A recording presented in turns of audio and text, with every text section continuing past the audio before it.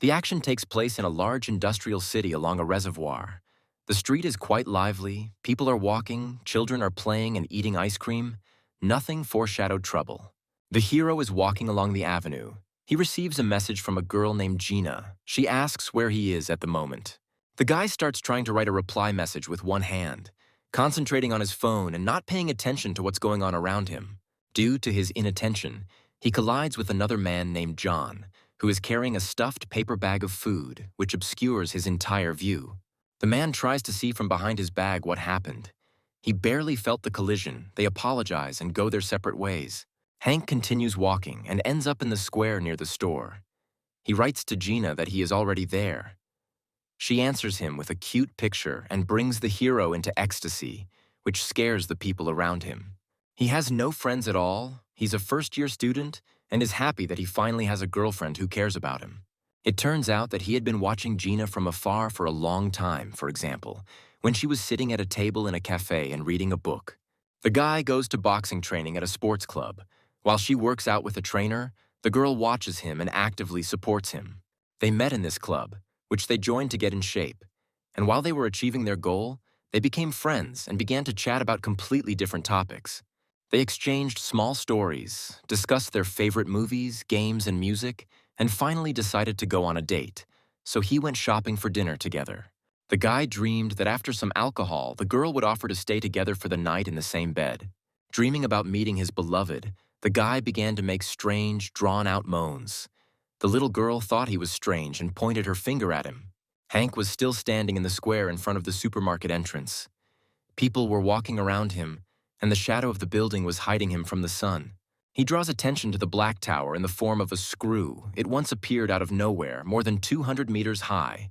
But it was not the only one in the world. Various religious and scientific organizations are studying them, but no one has been able to find out anything, and the tower simply continues to stand motionless. Hank continues to fill his basket with groceries. People no longer pay attention to this tower. Their interest lasted no more than 3 weeks. And pretty quickly, everyone returned to everyday life. The guy went to the checkout, he took out his wallet and came to the conclusion that he would have to start saving from today. He handed the cashier his card to pay when suddenly he heard strange sounds, as if someone was talking in his head. Calling people to fight, the process started. After taking the card from the girl, he saw that she began to behave strangely. Her eyes rolled back. Drooling came out of her mouth, and her mouth was open. She started making strange, zombie-like sounds.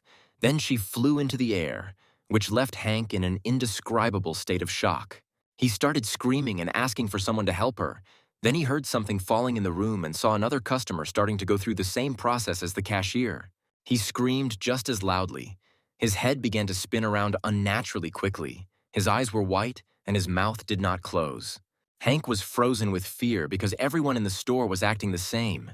The world seemed to freeze for a moment. But then, in an instant, everything passed. The cashier screamed that she was alive. The guy was very scared.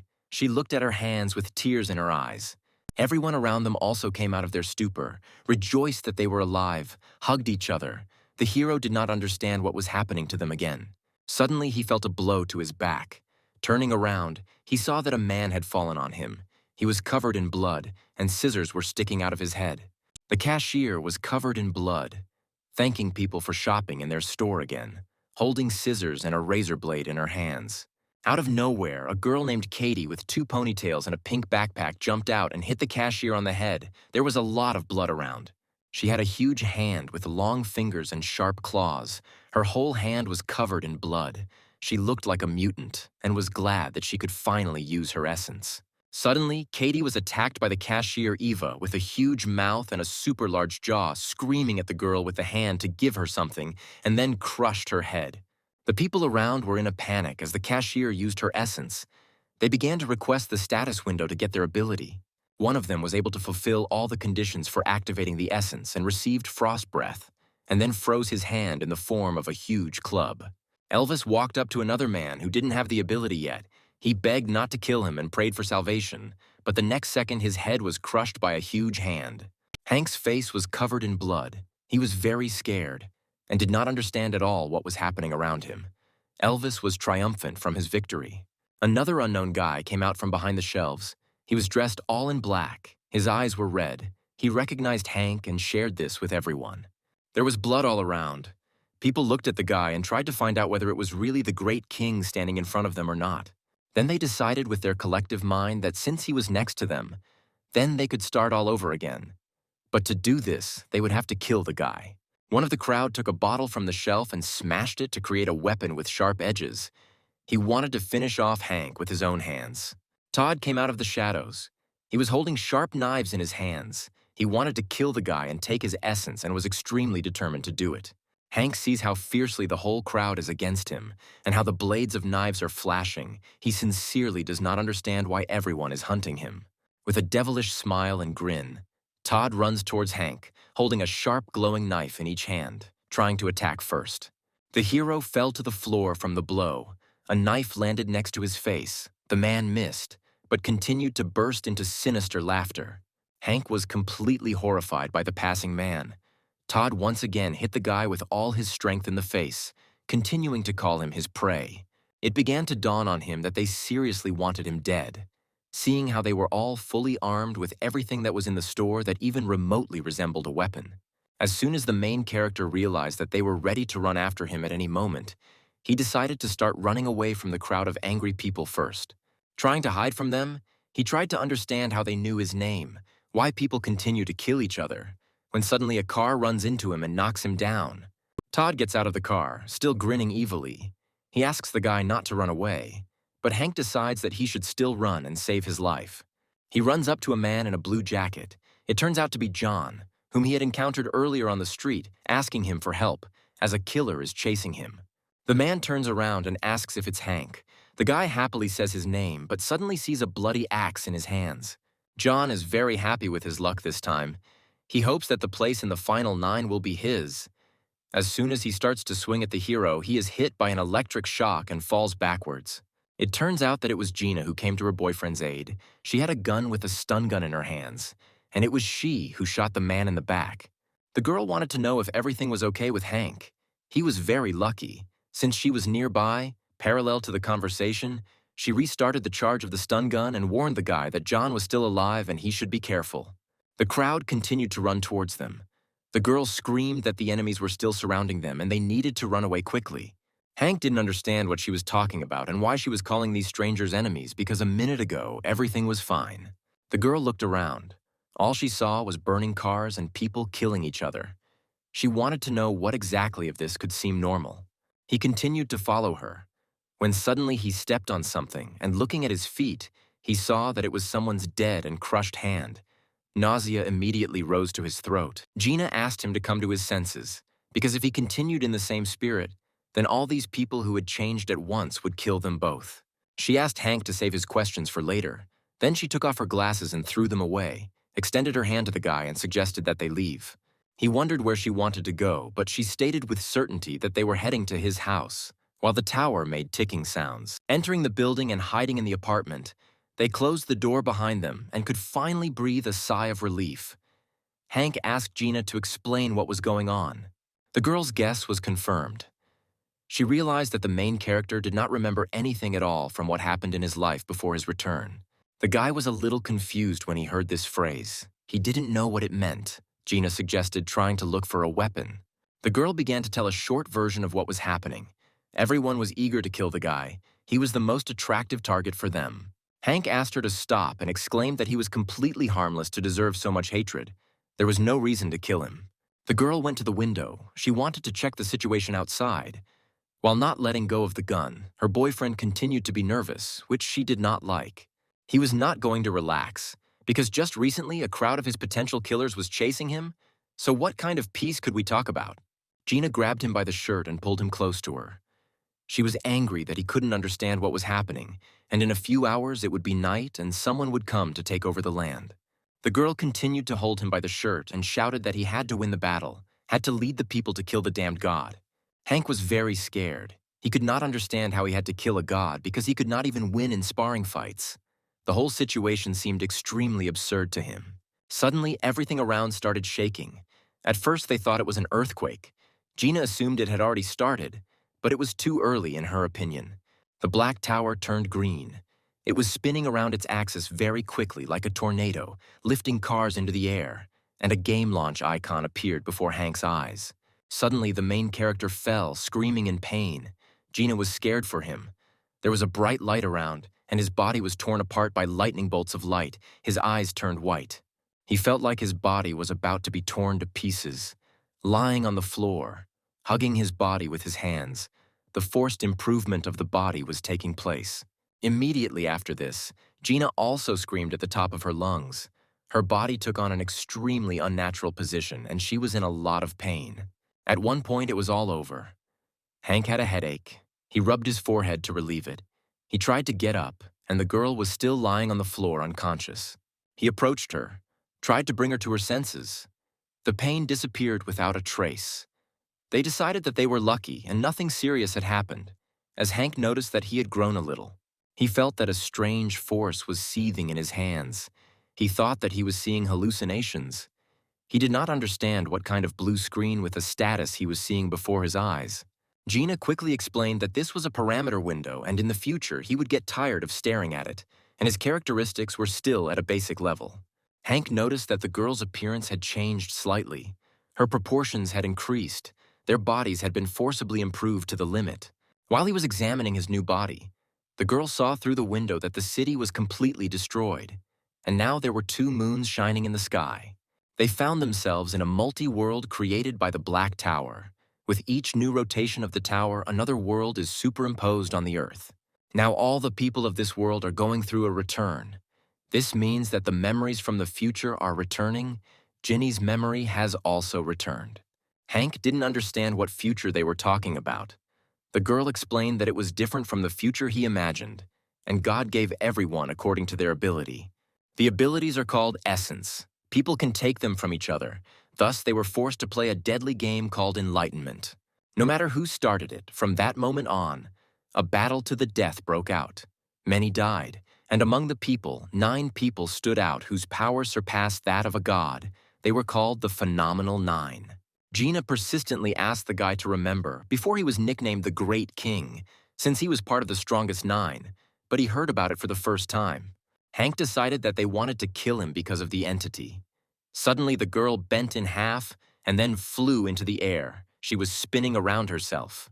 Her essence is a flexible, rubber-like body. Its capabilities go beyond human ones. She can bend both forward and backward. In total, you can get 2 essences.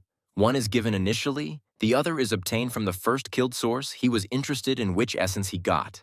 Gina suggested that he concentrate and see for himself. He discovered the taste of steel and beyond the horizon, which he received when he killed Casita.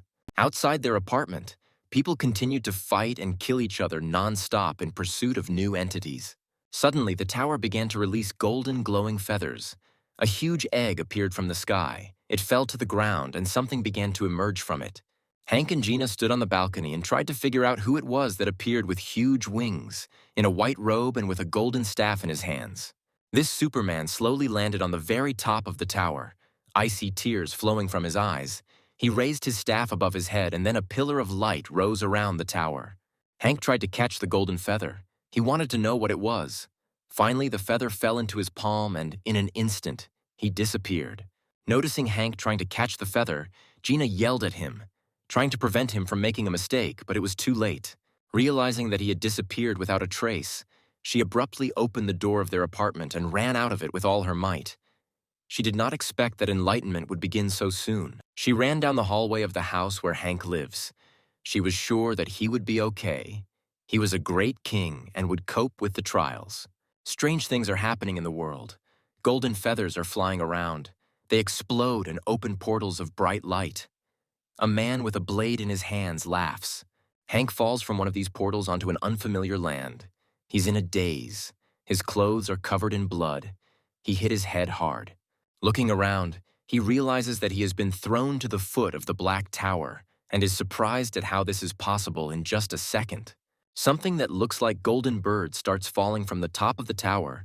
People around try to figure out who this angel is and what is happening. One of the angels, David, announced that they were all in a specially isolated area and now they would have to go through a difficult test. He sent previously unknown creatures to Earth and ordered them to be dealt with first. but they looked quite friendly. One of the participants approached the creatures. He was scared at first, but as soon as he saw that they were very small, he relaxed. He was wondering what kind of isolated zone they could be talking about. The angel looked at him with a withering gaze and declared that they were underestimating them, then made a clicking sound, and the next second the creatures attacked the man. The winged creatures hovered around the tower and laughed at the stupidity of people. David declared that he was already tired of coddling them. Hank listened to them attentively, but still did not understand what they meant by cooing. Yellow liquid began to fall on the people around them. A large amount fell on a man standing nearby. It flowed down his hands. He tried to remove it with disgust, saying that it smelled disgusting. The monsters began to get out of control. They continued to kill everyone who stood in their way. They no longer looked friendly. They were huge and terrifying. There were a lot of them. They were armed, and they were advancing on Hank and the people standing nearby. David stated that a special pheromone that he had just sprayed would stimulate the goblins a little, and that those who scored the most points for killing them would be rewarded.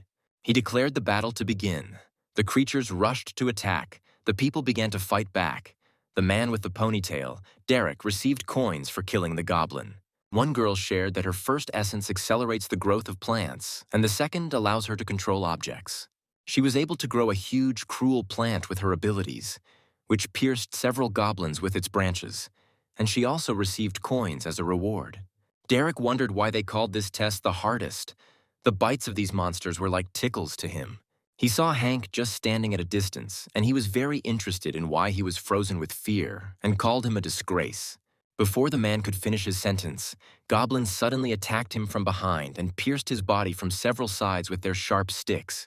Another girl participant tried to run away from the monsters, but they caught up with her and grabbed her. She screamed, asking to let her go, trying to fight them off.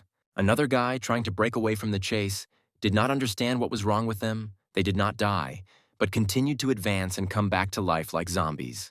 Suddenly, Hank felt someone grab his leg. He turned around and saw a severed body. Although his head was still conscious and asking for help, the angels continued to look down on the people fighting the goblins. David found it funny that the participants called what was happening a test. Hank was very angry from what he heard. He called it nonsense. He was very upset by what he saw as an attack of many monsters on one unarmed girl. He decided to protect her, took some kind of stick, and began to fight the girl off the goblins, shouting at them not to come near and get away. Turning to her to see if she was okay, he asked her to take shelter somewhere, but saw that her body had already been torn apart and she was dead. The angels continued to watch what was happening. They laughed at the people, saying that they warned them that the test would be difficult and extraordinary. Seeing that the monsters were not dying, there were more and more of them. They were becoming stronger and more bloodthirsty. People began to doubt that they had any chance of surviving in this unequal battle. The world around changed dramatically. Huge, sharp rocks emerged from the ground.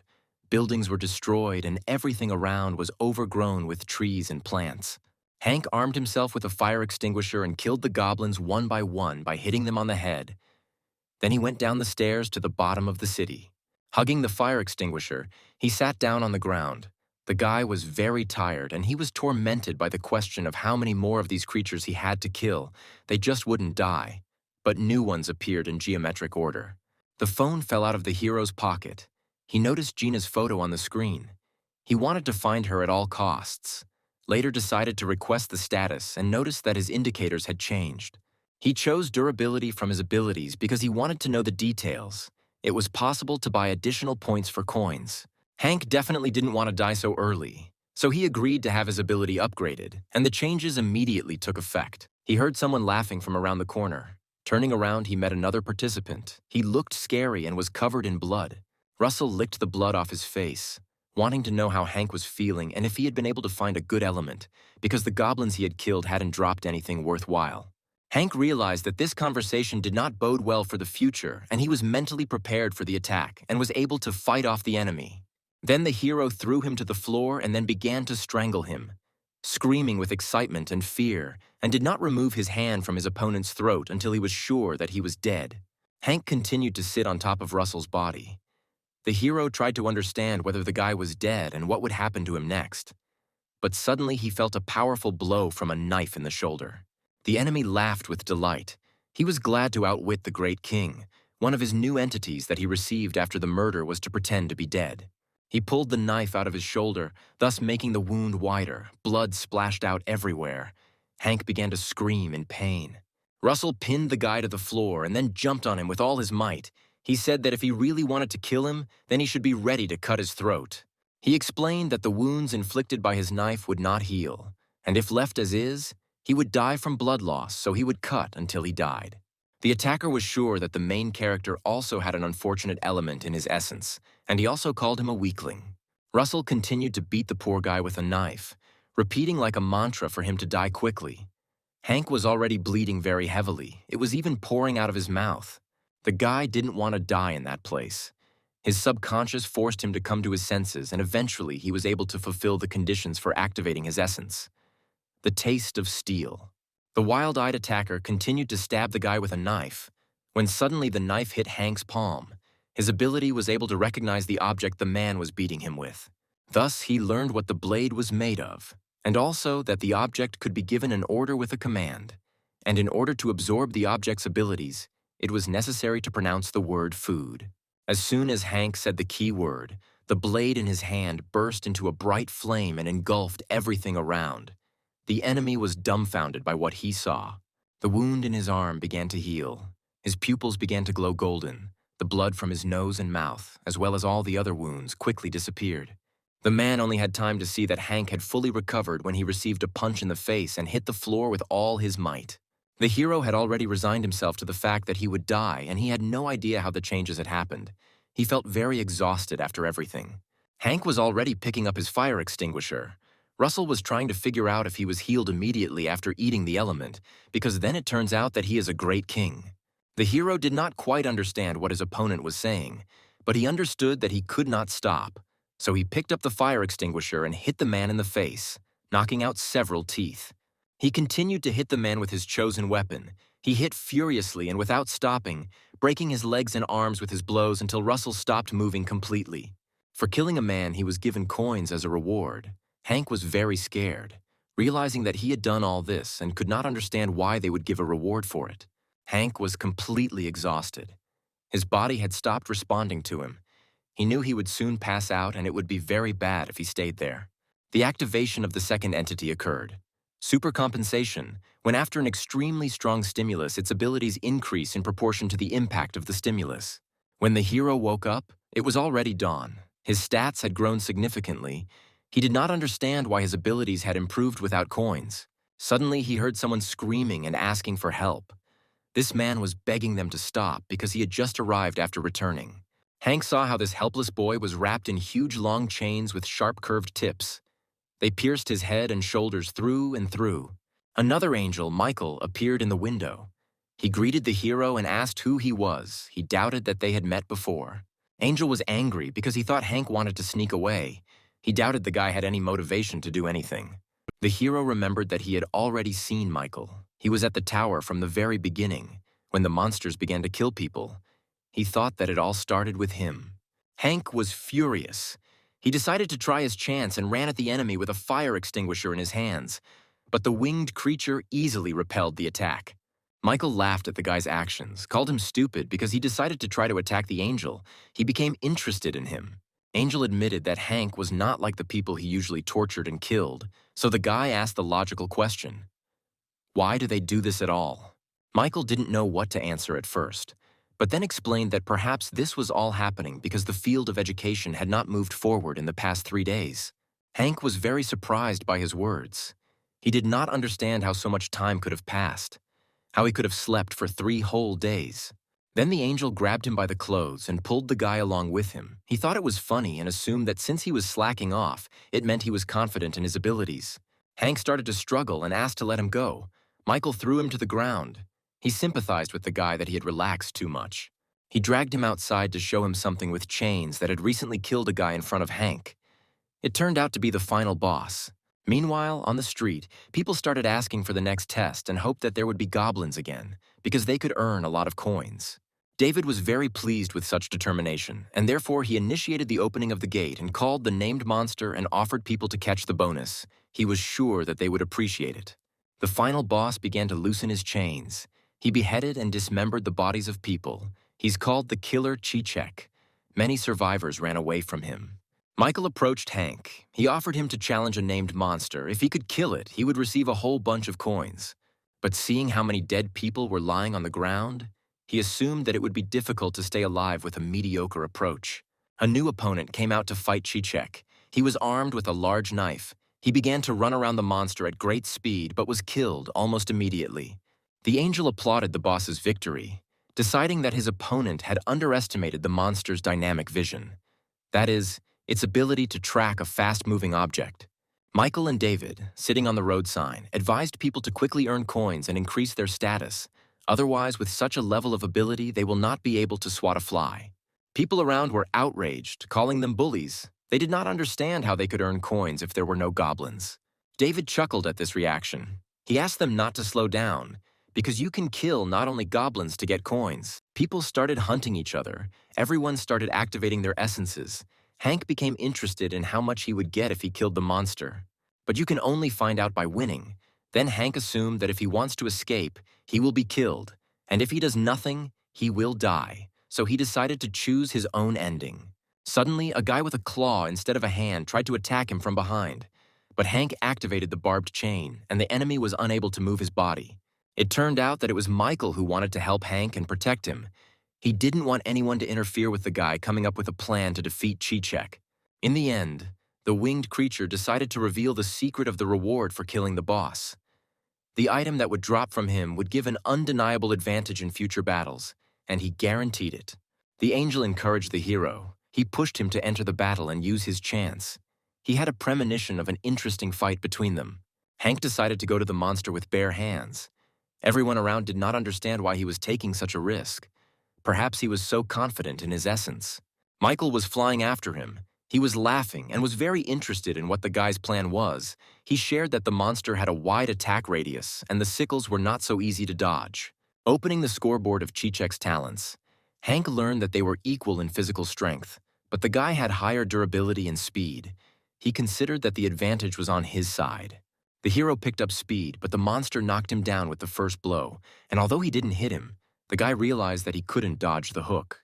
With the next blow, he threw the guy back, and he hit a pole. He howled in pain. The hook hit the ground and broke the asphalt, pieces of which showered the hero. Hank was not going to give up. He gathered all his strength into a fist and decided to try to hit the monster in a jump, but the hook caught him on the shoulder and pierced him. He howled in pain. Then the boss began to wind the chain around his hand. Thus he pulled the guy closer and closer to himself. The hero could not stop him. The battle continued. Then the monster threw Hank right onto the roof of the car. The guy was already practically unconscious and covered in blood. The witnesses of what was happening looked at everything with a bit of doubt. They did not understand whether the guy had a plan from the beginning. It was felt that he went to fight with only one fighting spirit. Hank was afraid that he was actually dying. His shoulder and leg were pierced by hooks. The monster was pulling him closer and closer, but Hank decided to fight. He pulled the hook out of his shoulder, freed himself from the shackles, and then activated the unique skill Taste of Steel using his code word food. He started activating. His whole body was on fire. The monster watched this action and did not understand what was happening, when suddenly he hit him in the head with all his might. The observers realized that he had eaten his element. They noticed that his wound had healed. Hank continued to strike at the boss while screaming shrilly from overexertion. But the monster was not going to give up. He swung and pierced the guy's cheek with his hook, but the hero kicked him in the face, thereby throwing him to the ground. Hank didn't finish his opponent's beat. He broke his shoulder joint, causing an open fracture of the bone in his arm. The guy continued his offensive movements and beat the monster with all the force of his fist, while the hook continued to stick out of his cheek. Hank went wild. He didn't stop and hit the boss in the head and body until his head was driven deep into the asphalt, and he was completely covered in the enemy's blood. The people around were very surprised by this state of affairs. They recognized Hank as a great king. Only his essence could do this. The guy started to pull the hook out of his cheek, while he was trying to activate his skill using the code word. Hank was not happy that the observers recognized him. He did not understand why he met them and why they knew him, and for what purpose they were trying to kill him. And although the reasons were unknown to him, he advised them all not to come near him. The angel watched him and continued to laugh at his words. But the guy continued his tirade. He warned that if they ignored his words, then they should not expect any mercy from him. People around were discussing whether they really saw Hank, and many, recognizing him, decided to try to kill him so they could have a chance to become the strongest. Many began to doubt that they had any chance, because he had just killed a monster with his bare hands. Were they his equal? They saw that the great king was still standing motionless over the body of Chichek. He was covered in blood, and around his neck he had wound the hooks of the chains that he had torn from him. Michael continued to burst into laughter. He didn't expect the guy to win. He planned to have some fun, but Hank went and finished off the monster. Then the winged monster bent down to the guy and handed him something round and glowing. It was the promised reward, some kind of book with a coat of arms. The angel was about to fly away when he decided to praise the guy for his intelligence as a parting gift. He called him interesting and hoped that Hank would be more active in the future. David flew higher, addressing the suffering crowd. He praised them for their good work and also suggested that they continue the test. He explained that because they were time-synced with other areas, the goblins showed up later, so they sent everyone out on a 2-day trial run. The three of them, the angels, started a new process of rotation of the tower. Everyone understood that now another overlap of worlds would occur. There was a crack in the ground. A huge tree emerged from it. The whole process was accompanied by an explosion, which caused people and cars to fly away. Everyone started to run away. David stated that on the 3rd day of the tests, they would be waiting for them in a new arena, and also wished them to survive in the special zone. The city was becoming more and more of a wilderness. The mountains grew even higher. Now they were taller than the buildings. Hank decided to take refuge in the back of an overturned car. He did not understand how it happened that in just 3 days the world turned upside down. He realized that Gina was telling the truth. Many died during the trials, and everything that happens is a drama under the guise of a game. He didn't know why he was famous here and why everyone wanted to kill him. Hank also concluded that his ability is to absorb the elements he touches, so he decided not to attack just for them, but he needs skills to survive. Because everyone with whom he has any dealings wants to kill him, and all the chaos that is happening does not give him the moral right to surrender to them. The hero began to study the book given to him. It contained the secrets of fist and foot techniques. It was a reward for a special test. After reading it, he would be able to master one of them. As soon as the book was opened, everything around was illuminated by a blue flame. He thoughtfully read the text. The words from the book were imprinted all over his skin. His nose started bleeding. He wanted to know what that feeling was. After reading, he received the technique of extremely powerful foot. This technique is based on kicks. He wanted to test whether his level of physical fitness was enough to cope with it. Hank placed the spray can on the box and tried to kick it down, but he ended up missing and falling down, leaving the spray can standing. He didn't understand how to master this technique. The rumbling sound came from the stomach. The guy was very hungry. He joked that it was the hook's turn to be eaten. After some thought, the hero decided to try to absorb the hook as a new element, and then he received new knowledge. Pain maximization. Hank complained that every time he ate one, it smelled terrible. Then he decided to eat the rest of the hooks, thinking that they were quite suitable as food. The guy continued to complain about the taste, but in exchange for them, he received the 4th level of pain, and all the extra calories were automatically replaced with coins. Realizing how much money he now had, he decided that the taste could be tolerated. He continued to look at his indicators in the table. Looking out of the car, he thought it was quiet outside and hoped that nothing would happen if he got out, but he was already being watched. It was a new player, unknown to him before. He hit Hank from behind, but the guy was able to land without falling. The stranger said that he saw him in action. Looking at him carefully, the hero realized that he had already met him before. It was Todd. He had previously looked after him during the battle with the monster, the guy with the scar on his face. Hank didn't understand how Todd knew him. The player smiled. He was surprised that the guy didn't remember him and called him heartless, intending to strike. The great king repelled the attack with his new knowledge. But the man was surprised that he was using such a useless skill and wondered why he wasn't using the essence. They continued to fight. Hank mostly fought back, not attacking first, but his opponent was enjoying his superiority and using his advantages. Todd was disappointed that he did not get a worthy opponent, deciding that the protagonist's victory over the monsters was pure luck. He teased him, saying that the hero had forgotten how to fight once his memory was gone. But suddenly Hank was able to activate an extremely powerful foot. The man was still making fun of the king when suddenly a foot hit him in the face. He thought that Hank had changed his movements, but the guy was already flying towards him in a jump to deliver another blow. The activation of the technique was successful. The hero hastened to take advantage of the chance and struck in a new way, with the salamander's trident. After landing several punches in a row, Hank thought he had managed to defeat his opponent with his new power as he lay unconscious on the ground. But suddenly he came to his senses with a scream. The hero did not understand how he survived his attack, but the man admitted that he had an element of softening the blow. Todd also acknowledged the fact that he would have died without the advantage and praised his opponent for his resourcefulness. But Hank wanted to know the reason for the attack. It is unlikely that he wanted to get new elements. Most likely he wanted his second essence. The man wanted to eliminate him to become the strongest because he received a divine blessing, but at the same time he lost his memory. He could not allow Hank to covet this title again. Todd was confident that he would win this time. They started another battle, hitting each other one after another, Hank using his foot trick. The king then decided to scoop up sand and scatter it around to make his enemy lose track of him, who called him a coward for using dirty methods. Hank continued to methodically strike with the new skill, thus he was able to increase its level. With the last blow, the enemy stopped moving. The man was already lying covered in blood. He gathered his last strength to share that he was surprised how Hank could win without a weapon and a powerful element and without memories. Todd also received a blessing from those perfect beings interfering in their affairs at the beginning of the game. But Hank did not remember this. The enemy continued to bleed. While he laughed, he considered the guy a disgrace and that he was no longer quite the great king he used to be. He believed that Hank was not number one and not the strongest of the phenomenal nine, not a legendary warrior who rebelled against God, but just a shell of him. With his last strength, he wished the boy to perish and shouted that he had no chance in the battle against God and that next time he himself would become a great king. Hank was so enraged by the fact that he was the only one of all the participants who remembered absolutely nothing. Then he covered the dead man's body with a jacket. He felt in his jacket pocket a small map with an area circled in red on it. He decided that this was where the god the deceased had spoken of was located.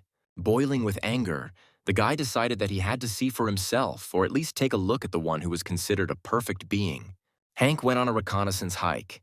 He reached a huge waterfall. He knew that there must be a secret place behind it. Entering a certain temple, where strange figures were carved on the walls, he saw a bright light coming from a room behind the arch. Entering a huge hall, he noticed a throne at the end of the room. As soon as he asked out loud what was here, the fire in the wall lamps instantly lit up. Hank was startled by the sudden bright light. He saw that the throne had a forged figure of a goddess. He wondered who she was. A female figure with long hair was carved from stone, with two dragons with long tails rising above her shoulders and wrapping around her body. Then he received a message from the goddess Cassandra. Her voice was in his head. She asked him to choose her religion so that she could guide him. Hank had a feeling that something similar had happened before in his room. He tried to understand what was going on and how a stone statue could speak at all. She introduced herself as Cassandra, the queen of the fire of the underworld. She was the creator of this world, the ruler to whose worship and service he will dedicate his life, even if he previously followed other gods. She will illuminate him with the flame of mercy and give him strength if he swears allegiance to her. Cassandra ordered him to bow before her, kneel, and swear to serve her. But Hank doubted that he could gain power by becoming a believer. He didn't want to bow down to the one who suddenly forced everyone to participate in a deadly game that plays with people like chess pieces. The goddess wanted him to lead the people to kill the damned god, but Hank didn't want her blessing. He wasn't going to follow the god. Then she pinned him to the ground, and calling him a fool, ordered him to crawl on the floor until he grew faith in himself. Hank tried to understand that everything that was happening was the work of the gods. He also began to realize that everyone was fighting for them and killing each other too, and how, knowing this, he should want to convert to faith. Then, with great effort, he forced himself to his feet and roared that he would never submit to a god. Cassandra did not understand why he rejected her. She didn't like his words, and she decided to turn from stone to flesh. She was furious, and since he wanted to become a sacrificial lamb, she wanted to take his heart. With one movement of her finger, she began to rip his heart out of his chest. Hank screamed in pain, but then he was able to activate the conditions for activating his essence. She desperately wanted to understand why he didn't want to submit to her, why he didn't want to love God, why he didn't choose her religion. Cassandra was furious that he was mocking her, and for this sin she promised that he would die a painful death by burning in the fires of hell. Hank continued to scream in pain, his essence trying to turn in him. When the conditions for its activation were met, the goddess's powers were cancelled. She didn't understand how it could happen that her power disappeared. But then she was punished for breaking the rule and stripped of her status as a goddess. Her body began to break down. She screamed and asked why this was happening to her. How such a non-entity as Hank could have a divine essence. The goddess was disappearing. Her fountain was collapsing. The angels were screaming about the danger. They couldn't believe that this was happening and that the goddess Cassandra had disappeared. The new world continued to collapse. Mountains fell, and the angels feared that the earth would shake and the sky would split, and the power, having lost its master, would flare up and burn the world to the ground. They asked the angel of power how this could happen. He saw on his game ball that part of the earth had collapsed, and although it happened earlier than planned, there was nothing that could be done about it. Then he decided to try to fix the situation by imposing another world. The tower began to spin again, like everything around it. Michael decided to fly to the new world to check that everything was okay. He made sure that everything was neatly covered. Seeing a certain crater in the ground, he sensed that the strange boy was somewhere nearby. He assumed that the guy could have died during the explosion. Angel found a sword in the sand. He picked it up and examined it. He wished Hank had held on a little longer so he could have survived. He liked the guy even though he was lazy. Suddenly, Michael felt someone grab his leg. The man was badly burned and unrecognizable. It was Hank. He tried to tell him about it. The creature recognized the guy. He had no doubt about his remarkableness. He watched as he grabbed his artifact and said the code word. The hero began to recover. Then the angel decided to request the guy's status. He considered that for someone who survived the explosion, his indicators were too normal. Angel tried to find information on the hero. He did not understand whether there was a mistake. At this time, Hank fully recovered with even better physical indicators. Michael continued searching through the boy's achievements. Then he noticed that part of the goddess's essence had stuck to the hero's hand, but Hank pulled his hand away. The angel stated that Hank had grown up, and the part of the spirit that had stuck to him had saved him, as the goddess had quickly weakened and her part of the power had become attached to him. Then he gave him a special reward. He also explained that due to the unexpected new overlay of the world, the guy will have a hard time with his level. Hank was surprised by the reward in the form of an aromatic agent. Michael confirmed that this is a new test. The cube's action is limited, and when it expires, they will come and exchange the remaining volume for coins. The angel advised him to carefully put the reward in his pocket so that the smell would not evaporate, but the player did not understand why he needed it at all. Suddenly, a huge column of sand flew out of the ground and uninvited guests emerged, who, in the opinion of the entity, were quite expected. A huge worm with teeth and tentacles appeared. It quickly caught the running monsters and swallowed them. The angel wished Hank to have fun. Gina finally came into view. The girl in the ruins catches and kills green monsters, but receives from them only bone knives as an element. She holds a purple cube in her hand, just like Hank, and she understands that there are other ways to get great items, and the fastest way is to kill people. Suddenly, Gina hears someone talking to her from the destroyed building. The person is surprised that she is still collecting all sorts of junk. Frank runs out and unexpectedly for her puts his fist under her head. They had already met before. The guy noted that Gina had not changed at all. She was not thrilled to meet him, pushed his hand away, asked him to shut up, and advised him to keep his mouth shut if he was being attacked from behind. The muscular guy didn't understand why she was so serious. He put his arm around her shoulders and noted that they hadn't seen each other for a long time. Frank thought that the girl was nervous in Hank's absence. He promised to take care of her if she was with him. He also offered her to join his party. He raised his upgraded hand and showed off his newly acquired level 1 item, a rusty knuckle duster. The girl sarcastically raises her thumb up and then runs it along her throat, hinting at her slit throat. The guy didn't expect her to react like that.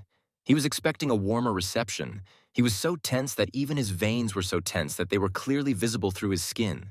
Frank did not give up and decided that he could take the girl into his team by force. He already raised his hand and swung at the girl. But Gina is not so simple.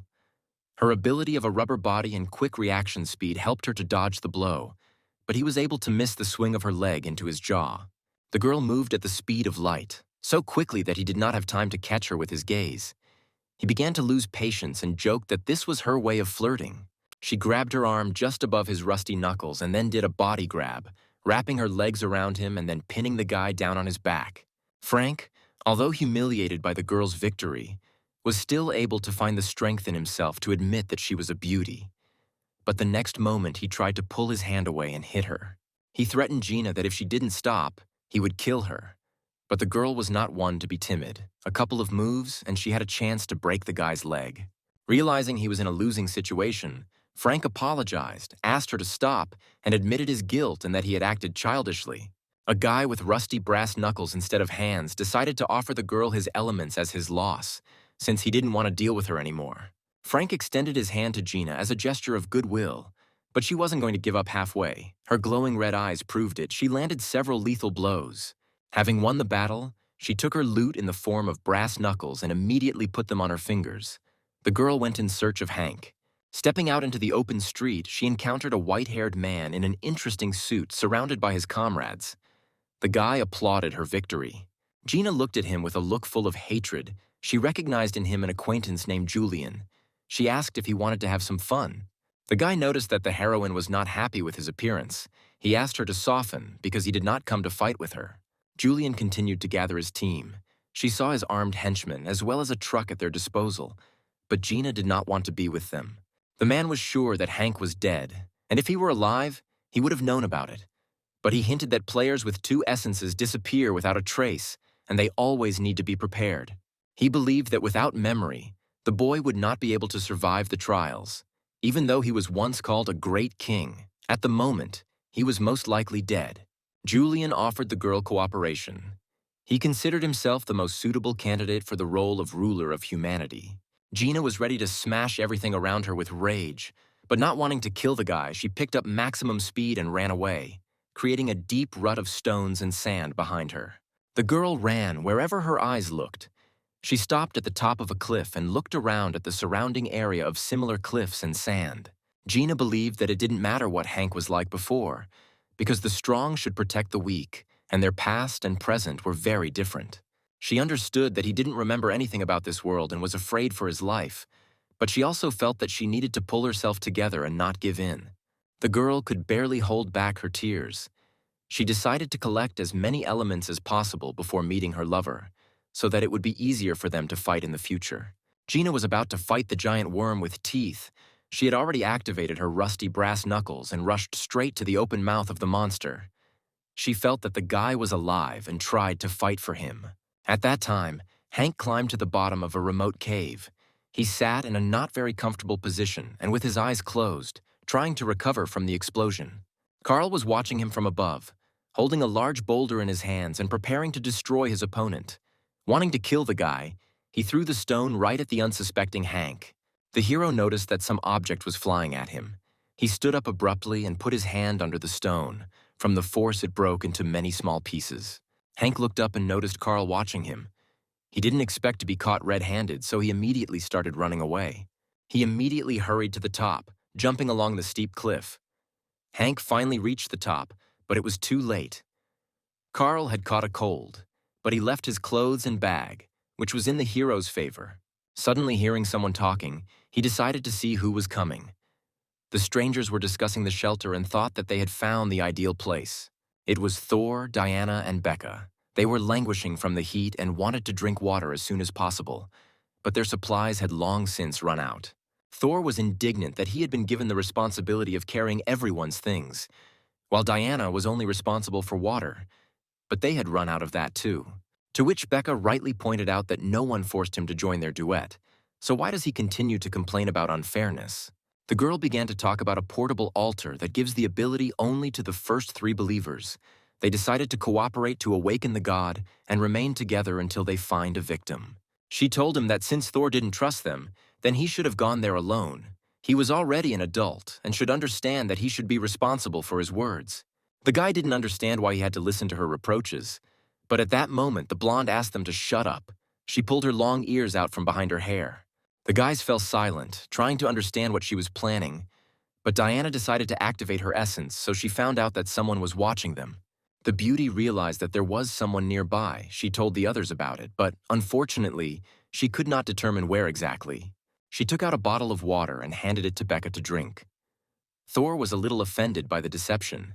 He was told that there was no water left. The girl in the red cape activated her essence. She maximized her sense of smell by using the body's water. Becca tried to smell the observer. It didn't take her long, even though the smell was unfamiliar to her. Soon she pointed to the top of the cliff and pointed her finger. Thor was immediately glad that he had found the victim at the most opportune time. He decided to go in search of her and asked the girls to prepare the altar. Diana wasn't sure if he should go to the rock right away. She decided to try her luck again by activating the search, but failed again. She asked him not to rush, but Thor was not one to be timid and did not understand what he had to be afraid of. But the next second, Hank jumped out at them and hit the guy on the head. The man didn't expect an attack from behind. He hit the ground with all his might, and then missed another fashionable blow from the hero. A purple cube fell out of Hank's pants pocket. A reward for surviving the explosion. He picked it up. The girls immediately recognized him as the Great King. Diana was sure he had lost his memory. She saw him put the cube in the back pocket of his pants. She wanted to know if he wanted to take their cube or maybe the coins. The blonde was clearly afraid. She was sweating all over. The girl understood that there was no point in them measuring their strength with him. Becca decided to quickly get the altar out of her bag. Diana wanted to give it to Hank, hoping that then they could be saved. But she did not take out the altar to give it to the hero. She was afraid that her friend would give it to him. So she got ahead of the events and stuck her knife into Diana's side. The blonde did not expect such an act from her ally. She was bleeding not only from the wound, but also from the mouth. She asked to let her go and accused Becca of misunderstanding. But the red coat did not allow the girl to move. She desperately wanted to receive God's blessing. So she finished Diana off to death. Hank had no idea what this unexpected meeting would lead to. And now he was watching as the blonde's head smashed against the altar and her blood flowed down it. The magical altar, having received enough blood from the victim, lit up with a bright purple flame. Becca was not going to give in to anyone. Then the sides of the altar opened up and a huge figure in metal armor began to appear from there. It was the god Kent. He wanted to know if the girl was a believer, eager to obtain the power of his body. Becca was delighted with the appearance of the god. She confirmed his suspicions. Then he invited her to get up and climb inside his armor. She was very happy. But she was immediately warned that not all activation conditions were met. Kent was disappointed by the girl's weakness. He released iron spikes and demanded that she give up her flesh and blood to become his food.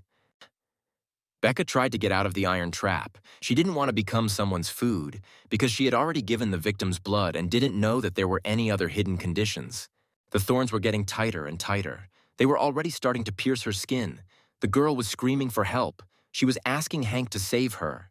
But before the guy had time to come to his senses, the girl's body burst inside the god's suit. Then Hank decided to open the board of the enemy's capabilities, but most of them were unknown. Suddenly, out of nowhere, the angel Michael appeared. He looked at the table of God's skills and assumed that the guy was finished.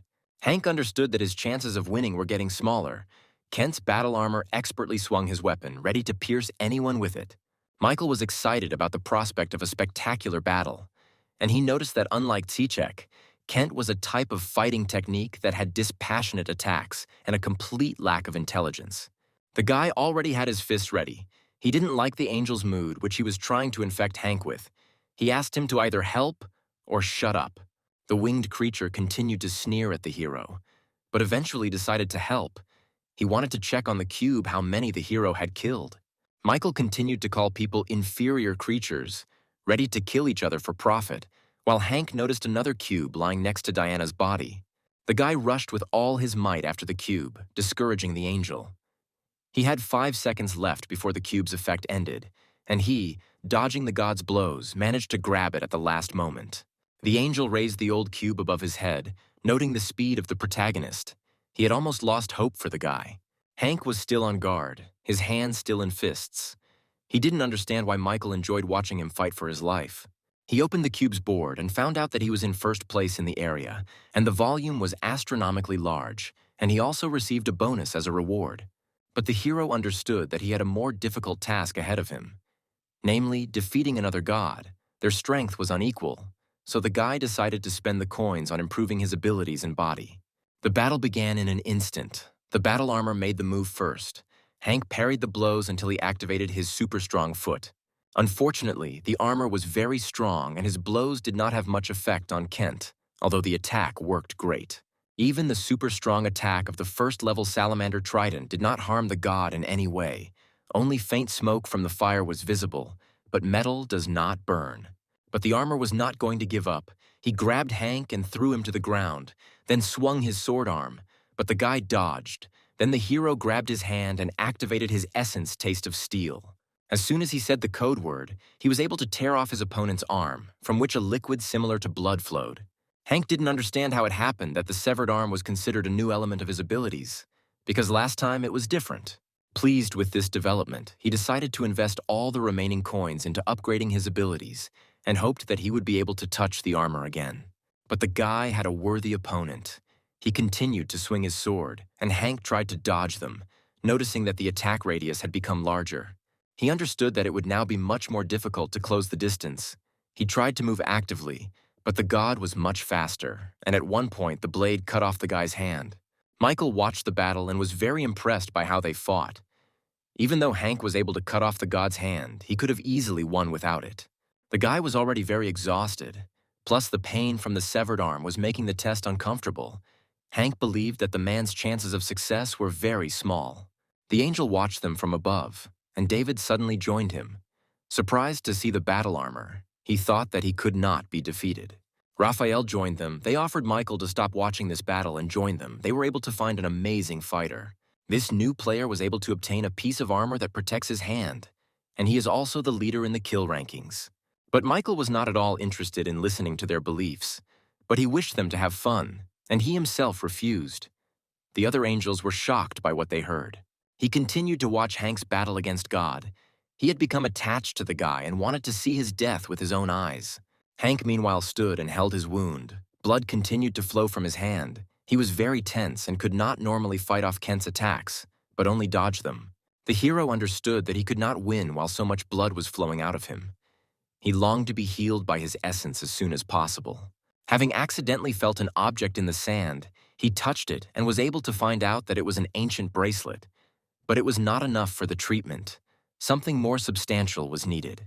It took the guy a lot of effort to implement his plan. He picked up speed to confuse his opponent. He held the bracelet in his teeth and grabbed his severed hand. But Hank didn't foresee that God was very fast himself, and in an instant he found himself behind the guy and with a light movement of his ball cut off his other hand. The plan could still be prevented from happening. Even with his hands cut off, he called the monster and waited for it to step on his flesh to call out the code word to activate it. As soon as he said it, there was an explosion of light and Hank's arms immediately grew back, while the god's leg was destroyed. Hank decided to catch the enemy's moment of weakness. He quickly touched his armor with both hands. The guy was confident in his victory. Since his ability is to absorb elements that he touches with his hand, thanks to the bracelet he was able to heal the wound on his cheek, but he was not going to stop and wanted to completely absorb all of Kent's flesh. The guy held the god by the sword with one hand and by the head with the other. He shouted a code word and the armor in these places began to slowly split into atoms until it completely disappeared. Michael, who was watching the action, was amazed at the hero's talent. He doubted that Hank would be able to defeat such a strong opponent. The remaining metal part of the god fell to the ground, and from the destroyed head appeared the body. Everything around was covered in his blood. Kent's essence made contact with the guy. He showed favor and continued to repeat very well right inside Hank's head, who did not understand whose voice it was. Suddenly, the battle armor jumped up sharply and suddenly attacked the hero again. Hank was able to grab onto its remaining limbs. The guy decided not to be so kind anymore and declared that he would then eat the god whole down to the last cell. But as soon as he said the code word, what happened was not what he expected. His ability didn't work because the divine power canceled out the effect of the essence and the item that softened the blows. Despite this unfortunate situation for him, Hank still did not give up and continued to strike, tearing off the god's second leg and then decapitating him. With a strange hissing sound, the essence of God began to emerge from the pool of blood. It was a girl in a red dress and with a terrifying smile. She smiled, admired the guy's abilities, and said that the last attack was very painful for her. Then she snapped her fingers. In an instant, Hank could no longer move. Obviously, it was the work of the second essence of the battle armor. The deity demanded the guy to bow before it. The deity demanded an oath of allegiance, as well as giving him the guy's body and soul, and also demanded to love him. The message limit was exceeded, and sending messages became temporarily unavailable. It turned out that it was Michael who stopped her from sending Hank messages. Once she realized that he was the one to blame for this, she hurt him and demanded that he not interfere with her. The angel could not cope with her strength and began to fall to the ground. He hit hard, but the girl continued to mock him, promising to break his spine. Michael continued to lie there, unable to move, begging her for mercy and also trying to convince her that it was not him. But the system's decision. Hank decided to turn her attention to himself. He asked if she wanted to talk, and as soon as she fixed her gaze on him, he realized that she understood him and that she was not mute at all. Kent let go of the angel and then asked the guy to play with her. Hank didn't understand what she was talking about. He didn't expect such an answer. God declared that she liked the hero very much. She flew very close to him and lifted his chin with her finger. Michael was trying to catch his breath after the unexpected attack of the battle armor entity. He was surprised that she liked the guy and suggested that perhaps she was thinking of replacing the apostle. She promised that Hank would become stronger than the others, and if her sympathy was mutual, then she would be able to give him the ability to destroy this entire world. Michael found a way to fly up. He could not understand that such a monster as Kent could be summoned from above. He tried to quickly report this to the Angel of Power. The entity heard the angel's thoughts, and using its powers, it threw him to the ground again. He was bleeding from the mouth. The girl ordered him not to move. She then turned her attention back to Hank. She suggested that he would be better than the current apostle and would be able to amuse him. The guy said that he didn't want it. Then she smiled at him, not believing his words. She asked him again if she had misheard that he didn't want to become an apostle. She stated that she did not believe the words of a god like him. Michael was still pinned to the ground. He did not understand why the guy would refuse such an offer. Then the entity flew up again. It had already begun to gather the ball of its power in its hand and was preparing to kill the main character. Hank told her that the goddess Cassandra had also promised to grant him powers if he bowed before her. He no longer wanted to hear this nonsense. He felt anger toward such gods, perhaps because he had killed one of them in his past life. But he knew that she could not kill him due to the rules of the system. As he continued speaking, he called the girl impudent and spoiled, and he had no intention of dedicating his life to such a frivolous creature as she. Hank declared that he did not accept Kent as a god. Then she flew up to him again and took his head in her palms from above, repeating her sympathy again. Then she looked at him upside down, eye to eye, her eyes glowing yellow. She wanted to make him her own. The girl sat on top of Hank's shoulders, wrapping her legs around his neck. She held her fingers to his temples, applying pressure. He shuddered. She knew that God shouldn't interfere with the affairs of non-believers and those who didn't pray to him. But before the system made a decision, she could invade his mind, or his head could just explode. The battle armor continued to burst into laughter. It was funny to her that the guy was shaking like a leaf, threatening that he would stop breathing now. Kent wanted to know if he thought she was horrible, squeezing him so tightly that he couldn't move. The girl thought that only an idiot would be rude and refuse her. She let go of his head, but left a stigma on his face. The kiss of the god of war, the sign of a true god. With her, he would never be able to forget about her. Having finished her business and decided to leave, her body began to be covered with large spherical ulcers. She did not say goodbye. Then the entity's business exploded and covered everything around with blood. The guy was finally able to exhale. He was barely standing, covered in blood after the explosion of the body. Hank was glad that she freed him from the grip. Michael was still lying on the ground, slowly coming to his senses after the weakening of the god's spell. He was glad that the danger had passed, and he was now free. The hero approached the remaining armor. He tried to absorb their power, but the system gave an error. But he had no doubt that he would not be able to eat them. Since everything worked out this way, Hank decided to look into the status table and figure out the reward in the form of a ticket with a chest, ordering the element to be issued. The angel was finally able to stand up. He regretted that he had started all this. The hero called out to him and said that he had already saved his life twice. Hank hinted that it would be nice to pay for the service rendered, showing him a ticket with a chest. The winged creature was clearly not happy with the blackmail. He flew up above the guy and screamed that this was not funny at all. No lower creature would even think of wanting to devour an angel. The hero was a little deafened by such loud screams, so he decided to hit the angel in the side and he curled up on the ground in pain. Hank went back to the ticket. He wanted to tear it to activate it, but he wasn't sure if it would work. But immediately after the tear, a bright blue light appeared. From the emerging whirlwind of light, a certain person began to appear. It was a middle-aged man, with a mustache and in the strange attire of a wanderer. On his back, he had a huge backpack. Fletcher tried to see where his client was. Noticing Hank covered in blood, he asked how he was feeling. The guy could barely stand on his feet. Then the man handed the hero a small vessel and, apologizing, offered him to use it. There was a lot of water in the wineskin, although it was not very heavy. Hank immediately opened the bottle and without hesitation began to shower. He happily washed off the blood, sweat, and dirt, and then was able to breathe a sigh of relief. Meanwhile, Fletcher decided to unpack his backpack, which contained a rack with a huge number of different bladed weapons. The man greeted the customer again. He is a peddler, travels the world, and offers only first-class goods. He put his arm around the hero, suggesting that he first look around a bit while he rested a bit after the journey. Hank approached the stand and was a little surprised by the prices of some of the goods. Fletcher asked if this was the first time he had used the service of a salesman. Having heard a positive answer, he decided to tell the guy about the ticket he used. It allows you to call a representative of the trading company at any time. The ticket is not so easy to get. He offered Hank to buy the ticket at a special price of 500 coins.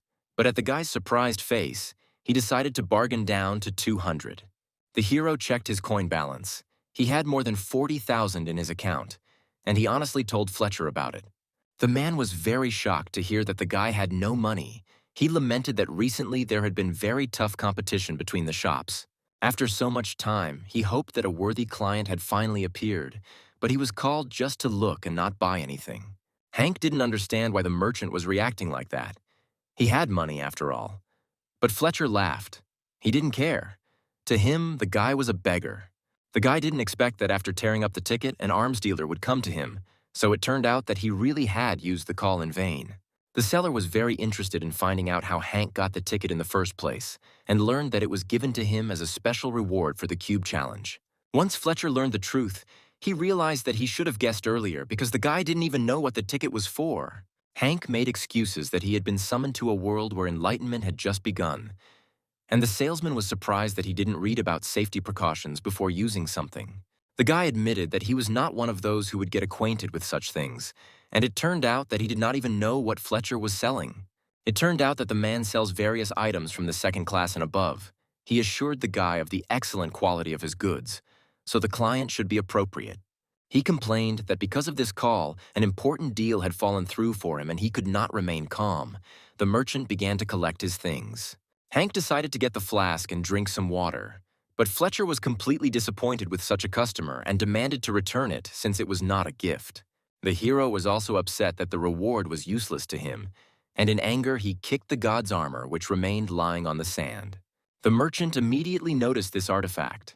His eyes lit up with an irresistible desire to get his hands on the valuable metal. Fletcher expressed curiosity about how exactly Hank planned to dispose of this piece of trash. The guy honestly answered that he was not sure, since the essence did not work on him. The man tried to beg for the armor to be disposed of under the pretext of harming the environment, but the guy refused. Then he immediately changed his behavior, immediately apologized to the hero for his rudeness, and then offered to buy them out at a high price. He offered the guy 200,000 coins and 2 tickets to call his younger colleagues and a big discount if he bought something from them. Seeing that Hank was not yet willing to sell, he said that he would not let the boy go anywhere until he sold them to him, then offered to exchange them for his goods.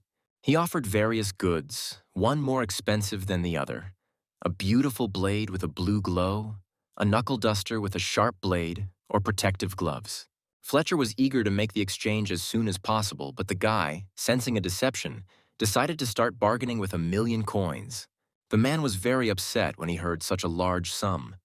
He was unhappy that the guy had taken him for an ignoramus in order to extort exorbitant amounts from him. Suddenly, an angel flew out of nowhere. The merchant was very scared by his appearance, but Hank was unhappy that he visited him again. Michael called the hero a moron. He held him accountable for his words about saving his life, but the guy was unwavering. The winged creature wanted to unleash all his anger on them, but Hank chuckled at the fact that the angel could not accept the truth, could not raise his head in the presence of God, and now wanted revenge. He didn't like the guy's words, and then he decided to hit the guy behind whom the merchant was hiding. A ring of flame formed around them. But Michael decided not to take things to the extreme. So his hand stopped next to the guy's face. He warned that next time he would not spare him for such words. The angel had never been so angry before. He warned the boy once again that even this armor would not be able to save him next time, and then flew away. Hank wasn't quite sure why the creature had mentioned armor, but he decided to try it on, even though he was sure it was female. Simply by pressing the metal against his naked body, they immediately began to transform to his figure, quickly taking the required size. The merchant was very upset when he realized that he would not get the rare element, and then noticed that his entire shop was destroyed. Fletcher cried as he realized that all his goods had turned into junk, holding the broken staff in his hands. He understood that now he would not be able to sell all these things. Hank noticed a green bundle that looked like a mattress, and although he didn't know what he wanted it for, he offered to buy it for cheap. The seller tried to control himself, but he decided that the guy had teamed up with the angel to rob him. He thought that this way he would go broke. Fletcher agreed to give the guy the mattress at a discount, but the hero bargained and asked for clothes, water, and food in addition. Having tried on the outfit, the guy was not particularly delighted, and the merchant, having already opened the portal for movement, threw curses in his direction as a farewell. The main character sincerely did not understand how one could be a merchant with such a disgusting attitude towards clients. He picked up the drop ticket to call another seller, took his newly purchased things and got ready to go, but noticed Diana's lying body. Deciding to stay a little longer, he buried the bodies in graves and covered them with stones, marking the burial sites with sticks. Since it was already deep night outside, Hank stayed in the cave. He lit a candle and began to examine the mattress he had bought in a bundle. But there were no instructions for it. After unpacking the product, which looked like a regular sleeping bag, he found out that it was damaged and most of its functions were not usable. Hank was already falling asleep sitting up, so he decided to wrap himself in his sleeping bag when suddenly he was awakened by someone's voice, noting the guy's tired appearance. He was afraid that God had contacted them again, which is why he couldn't sleep. But it was Sonia. She promised to calm his body and mind. Meanwhile, in another place, the same player with armor protecting his hand was killing everyone in a row. He caused a whole massacre and waited for the great king to appear before him. Hank was sleeping soundly in his sleeping bag. Opening his eyes, he did not understand where he was. He fell asleep in a cave and woke up already indoors. Opposite him sat Michael. It was he who moved the guy to a new place. It was already the 8th day of enlightenment. Then he called him to follow him. Going outside, the hero heard some noise. The angel explained that these were the sounds of the game. While he was sleeping, the tournament between the zones had already begun to come to an end. He also said that the winner would receive a great fence, but if he was afraid of dying, he could refuse to participate. Approaching the arena where Kurt stood, he had already managed to kill everyone who agreed to fight him. The rest retreated. The only one remaining was Hank, so the final fight could have been between them. But the hero was dumbfounded by the participants' cruelty. He waved his huge, customized hand, destroying everything in his path. Kurt was eager to fight the Great King. He invited him to join the fight. He wanted to prove his strength and abilities by killing the guy. Hank decided to stretch his muscles a little while simultaneously requesting status. He spent coins to improve his strength and physical strength indicators. Michael was surprised that the boy was not scared, but he was scared. But he did not want to give up, deciding that it was better to die in battle. The hero climbed into the arena. They remained there alone. The spectators took their seats. Kurt believed that Hank's very existence was an obstacle for him to become the new Great King. But the main character did not understand everyone's thirst to become a king. Why in the new crazy world they only want to get this title? Because by cooperating, they could return to their world. The man interpreted these words in his own way. He decided that the guy had become a coward. And in this world, strength is the main thing. The law of natural selection operates here. Kurt activated his essence, gravitational pressure, and tried to destroy the stage. Hank barely managed to jump up so as not to be hit. The hero assumed that his essence had distorted the earth, but the man raised his hand up and activated his superpower. It consisted of the ability to attract any objects, including people. Hank could not resist this. He obediently flew towards him. Touching Kurt's huge hand, the boy tried to strike with his signature salamander trident, but Kurt blocked it with his right hand. Hank tried to kick him again, but his opponent grabbed his foot and threw him with all his might into the fence around the arena. The crazy participant got really angry. He turned on all the power of his being and began to destroy the arena. People started screaming. They all flew towards the player, and he caught them and crushed them with his huge hand. Kurt was furious that all the people were bothering him. He drove them away and pushed them away. Many died from one blow from him, but he was looking for Hank, who jumped out at him. The guy managed to hit the madman in the face, which sent him into a rage.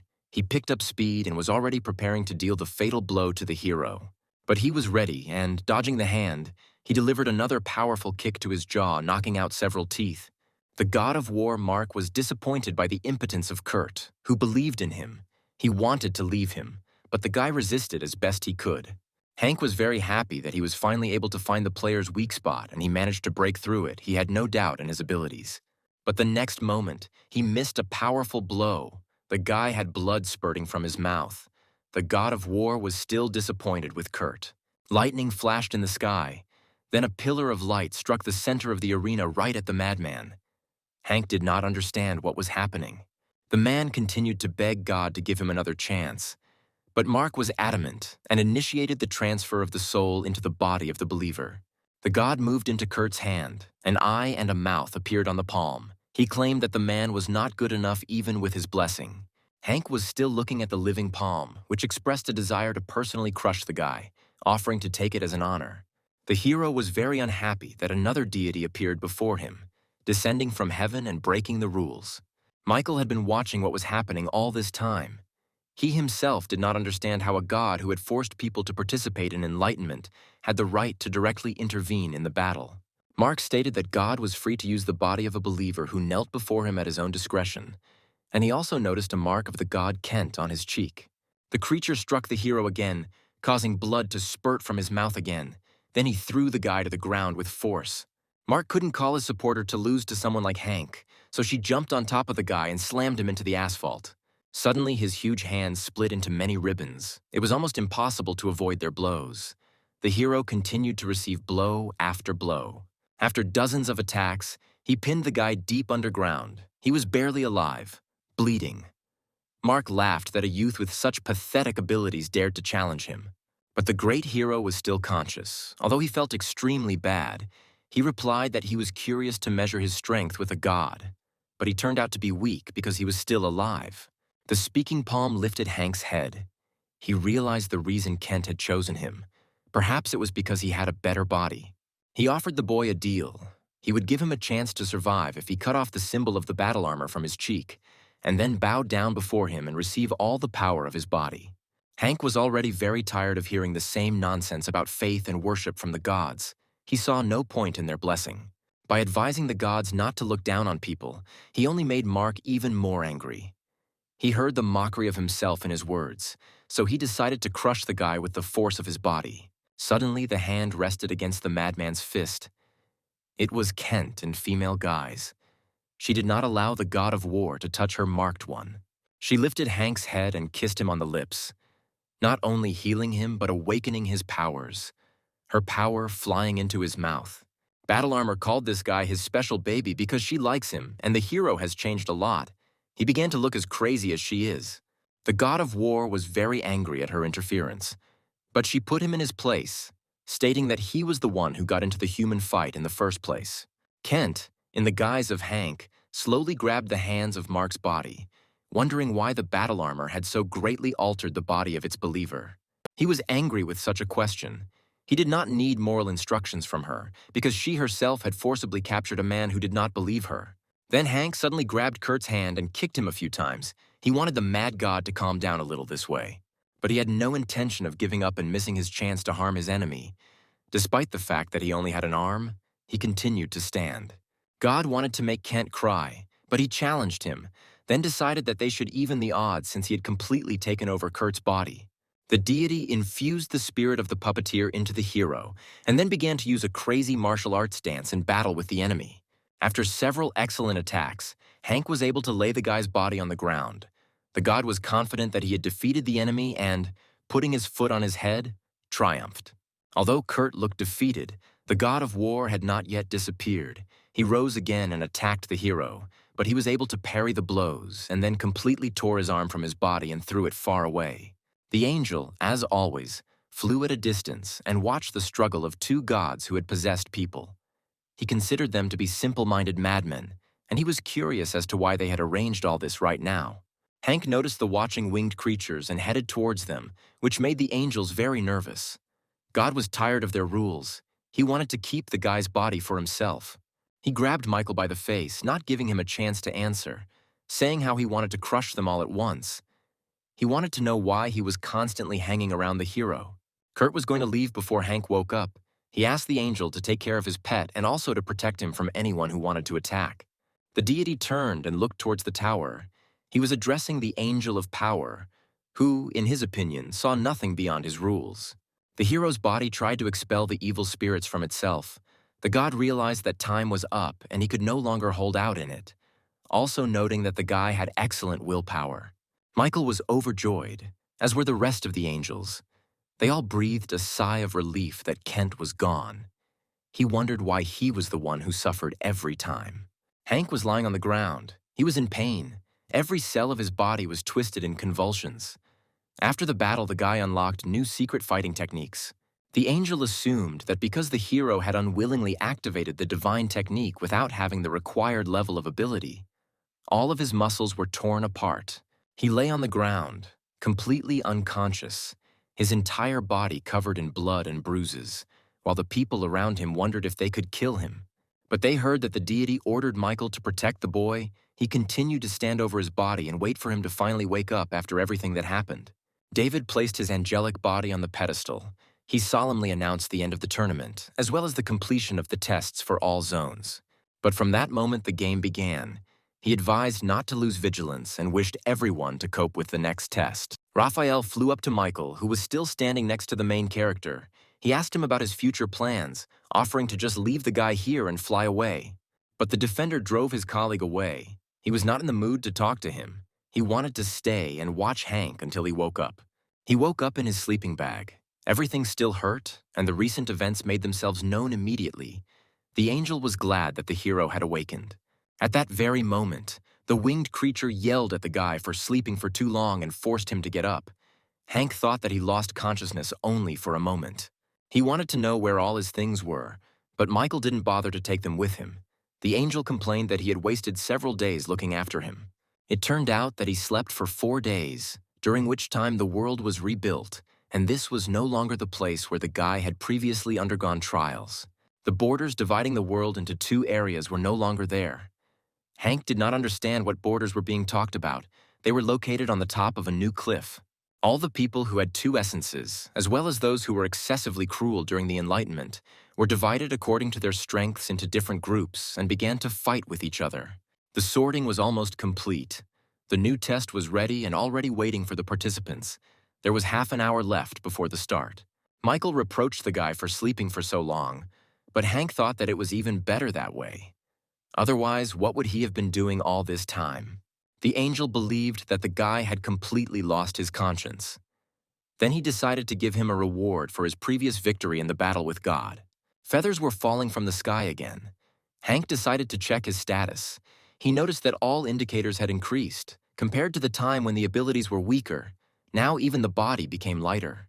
After looking at what kind of reward he received, he learned that this compass points to a person with similar abilities or desires as the owner.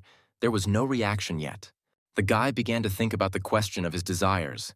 Before he was interested in money, career, and popularity. Now none of this mattered. He wants to meet Gina. Hank stood on the very edge of the cliff. He remembered his girl, but soon forced himself to stop reflecting. He needed to move forward.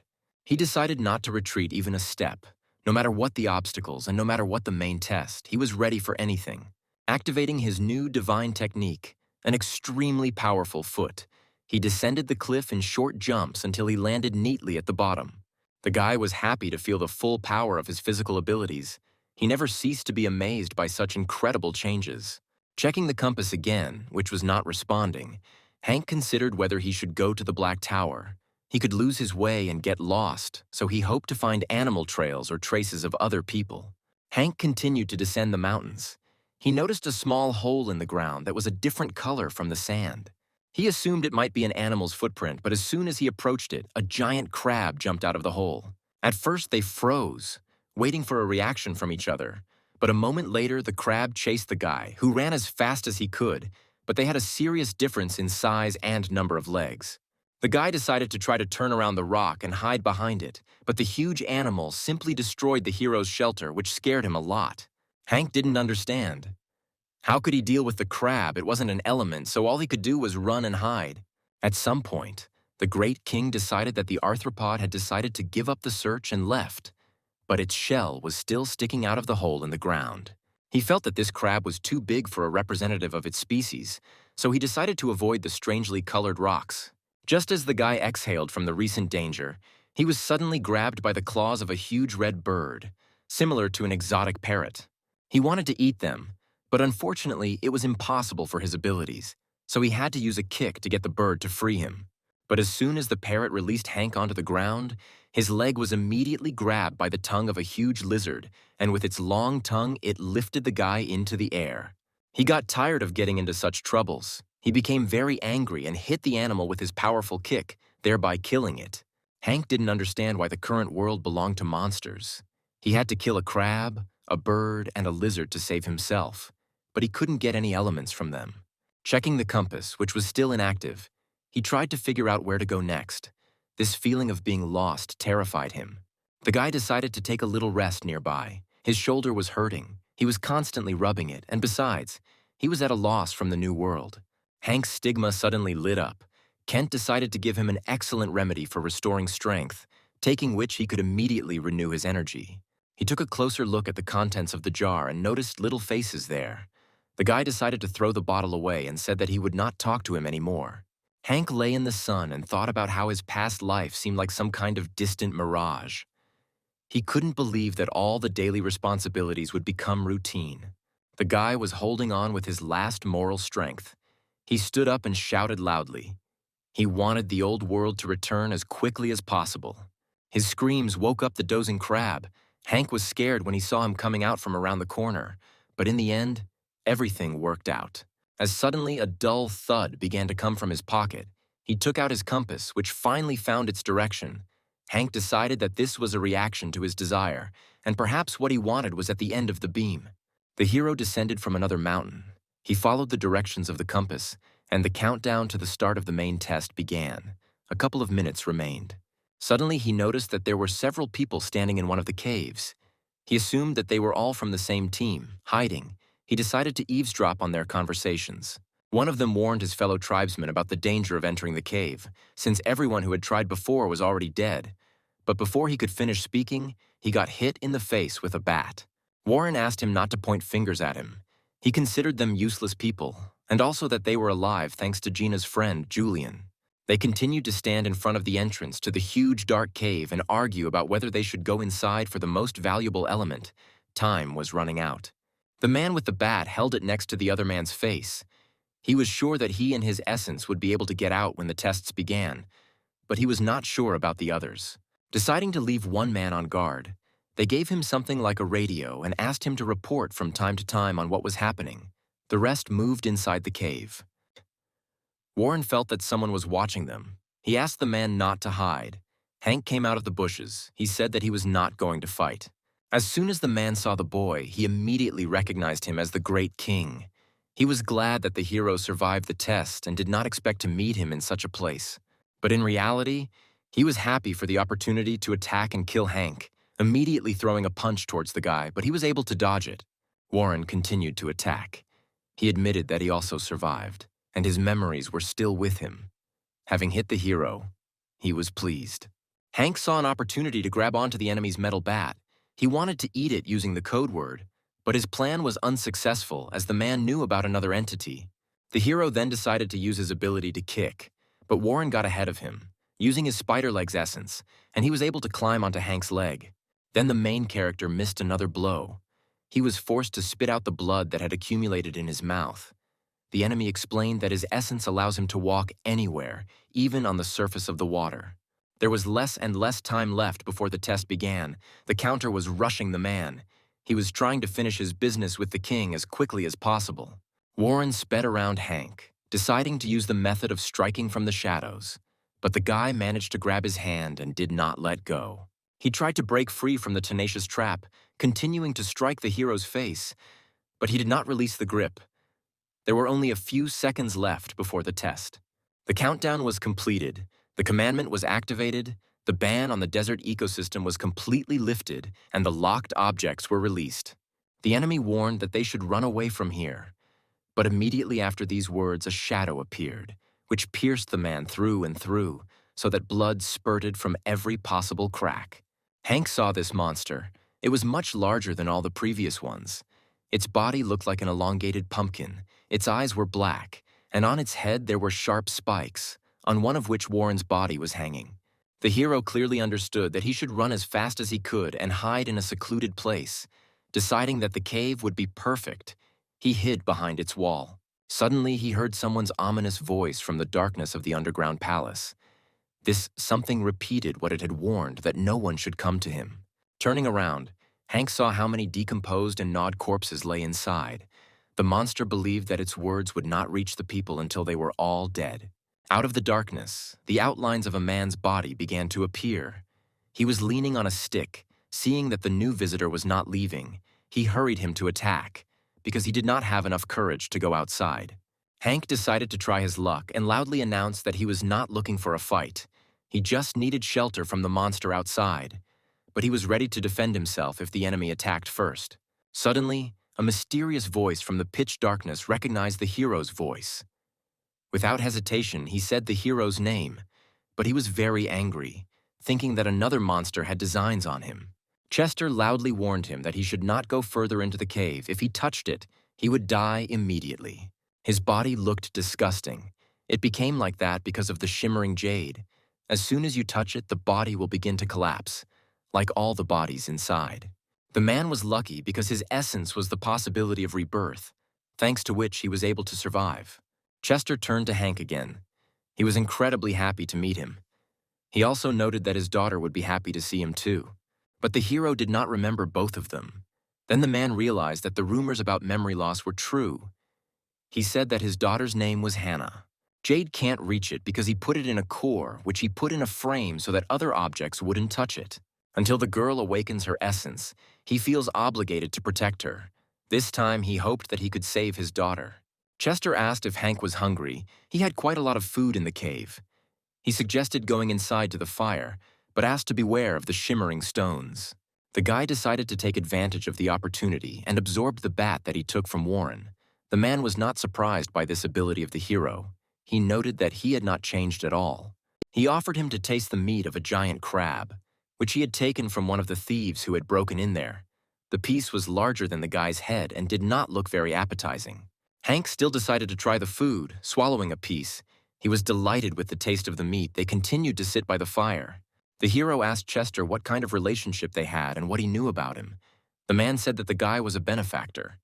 It was he who saved his daughter's life. They met before returning on the 8th day of the test. Everything around looked exactly the same as this time.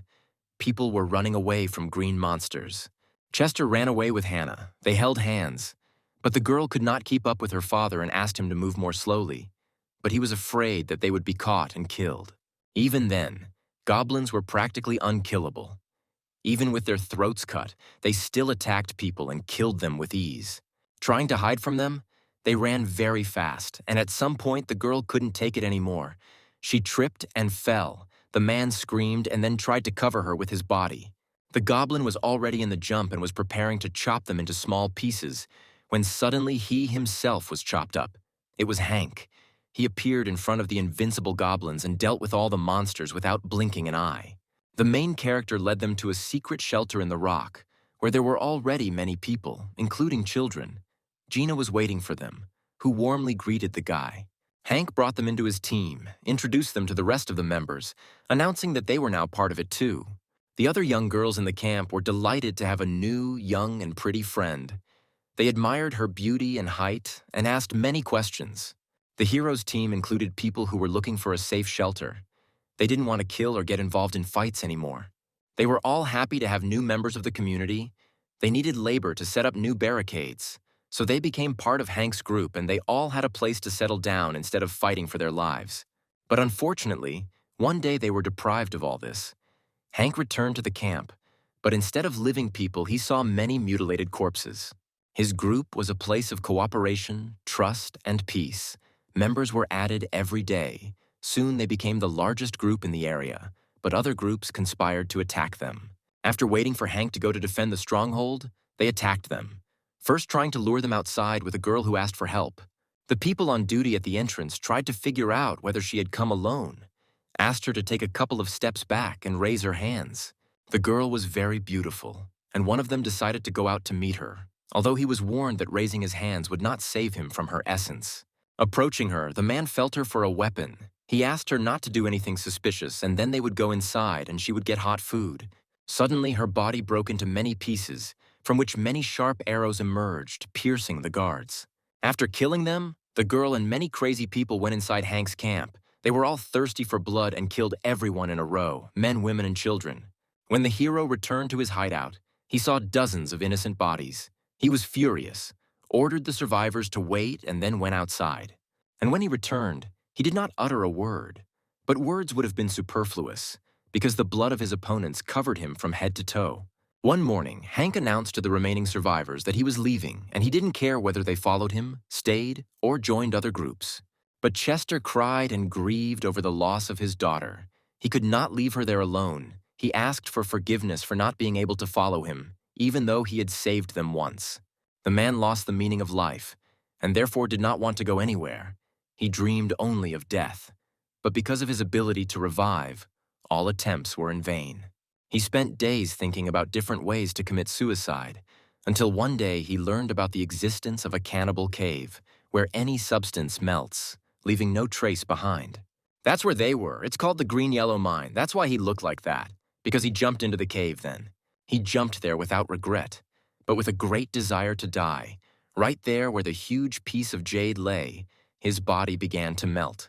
And then it was reborn and melted again. And so, time after time, he fought with pain and suffering, plunging deeper and deeper into the jade until he touched its heart with his hand. The green-yellow mineral offered to grant special abilities to whoever absorbed it, and the man agreed. Then a bright explosion occurred. When he finally came to, he was completely burnt. There was no hair left on him. The light membrane protected the jade from decay. This precious mineral was an extremely rare element that gave additional essence. But the fact that he got it meant that he couldn't die. The man found it quite ironic that the second entity also had to do with survival. Chester began to wander in search of other places where he could die. Then he heard about people who opposed God. One of them was Hank. The man thought that since he intervened, this world would become better. But God called the souls of the defeated. He promised to give them a second chance and preserve their memories. And then they all came back to the new world. He was sitting on the pavement next to his daughter Hannah. As soon as they saw each other, they hugged and cried. After what happened, they went together to the cave, where he again jumped into the jade, and having taken out the mineral, forced his daughter to absorb it. Probably due to the unexpected contact with him, Hannah lost her mind and was still sleeping, so he hoped for the help of the great king. He knelt down in front of Hank. He begged him to take his daughter with him. He just wanted her to survive, but the guy doubted it since he had no memories left. The man promised to help find and give him back his boots, which once belonged to him. It was the only item in this area. He also advised the guy to find Jared. They were comrades before, and he even sacrificed his life for the hero. Chester promised that Hank would be able to increase his status if he cooperated with him again. He begged him to protect his daughter in exchange for information. Suddenly, a walkie-talkie in the shape of a shell started buzzing in the hero's pocket. The owner of the paired shell called him. It was Julian. He thought he was talking to Warren. Julian promised to come at sunset. He asked to get him something, and it didn't matter to him if it meant sacrificing all the people in the team. He also boasted that he had finally received the boots of the former great king, which lay in a box next to him. As soon as Hank finished talking on the radio, Chester asked who was on the other end of the sink and what he wanted. The hero explained that the man introduced himself as Julian. He said that he had found the boots and would soon reach the cave. The man saw this as a danger since, apparently, the blonde was aiming for the green-yellow mineral. But the main character did not remember who the caller was. Chester explained that they were once comrades with the hero, and now he led a powerful team. Hank didn't understand why he couldn't just talk to him, but the man was adamant that there was no guarantee that Julian was still a good person. He also noted that if all the groups entering the cave were normal, but they would not have such a strange smell, the crazy ones smelled special. Meanwhile, Julian led the procession of his numerous team, riding a large chicken, closing its eyes and controlling it with rods. One of his companions complimented his boots, noting that although the man had found them before his return, he had given them to the great king, and now they had returned to their rightful owner. But Julian explained that Hank found them first, and if it weren't for the entity that allowed him to survive critical moments, he would have been dead several times over. It was the main character who defeated the named monster that guarded the element, the sacred mummy, and was also able to defeat the pterosaur that no one could defeat. And the guy did it all alone, as if he was specially born for this crazy world. Such was the great king. In the past world, Hank did not allow the weak to shed blood. Everyone agreed with his words, including Julian, but he considered it a mistake. Since then, he thought that they were equal. But the hero took a step back to adapt to those around him. They were all too weak compared to him, including the leader. The blonde was sure that after his return, everything had changed. He was able to get his boots, and Hank was no longer a special player. Julian was very eager to obtain a special element that would grant him a second essence. He wanted to become special. His team approached the cave. They did not find any other people nearby, but decided not to lose their vigilance. Then they moved inside. They tried to shout to their comrade, but no one answered them. Then they decided to shine a light inside, when suddenly Chester's voice drove them away. He came out of the shadows of the cave to tell them that they were too late, as he had already managed to give the mineral to his daughter. The crew were irritated and were asking for trouble, but the man kept warning them not to come near or they would die. Then one of them said he was willing to try. He reached out and grabbed Chester by the face, but almost instantly his palm began to melt. Julian suggested not to waste time, but simply burn everything to the ground. But the cave guard was against it since his daughter was still sleeping. Just as the man began to threaten them, the commander suddenly activated his essence. He couldn't allow the gem to belong to someone like Chester. Suddenly, Julian's shell radio started buzzing in his pocket. The caller wanted to take his boots back. The guy recognized Hank's voice. The main character offered his opponent to fight each other. In case of victory, he would receive his essence, and in case of loss, he would return his boots. Without having time to wait for an answer, the hero stood on the edge of the cliff. He called the blonde a dirty, envious person, and also accused him of cowardice, since he did not agree to go out to fight. Hank continued to shout, pointing out that the guy had stolen his things. The others on the team recognized the great king and became curious about what he was talking about. The hero didn't understand why Julian was standing there silently. Perhaps he was afraid. But Hank suggested that the guy attack first, since his essence and boots were at stake. The commander turned to his like-minded person who understood the hint and activated his essence. Julian tried to decide what was more important to him at the moment. On one side of the scale, he had a valuable mineral, and on the other side, the taste of steel. They were equal to him. But he really wanted to cut off the hero's arms and legs. Then Julian decided to go on the attack. He jumped towards the guy, but Hank got ahead of him and used his powerful kick ability. The hero nailed him deep into the rock. Stones flew around. He continued to strike, only now fighting with the team remaining below. Their manager was already coming to his senses, but he didn't understand why Hank was dealing with them so easily, since they were outnumbered and he was alone. One of the community members looked at the hero with the gaze of the Gorgon Medusa, and the guy's leg began to turn to stone. This gave the others an advantage, since now he could not move. They then began to attack him several at a time, but Hank deliberately grabbed the metal parts of their weapons in order to then absorb them. After saying the code word, his wounds immediately regenerated. He was able to hit one of the attackers, but someone attacked from behind, cutting his shoulder.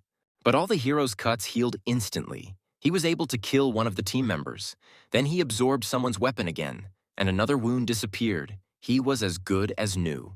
Julian's supporters began to run away in all directions. They were horrified that the great king had no wounds left.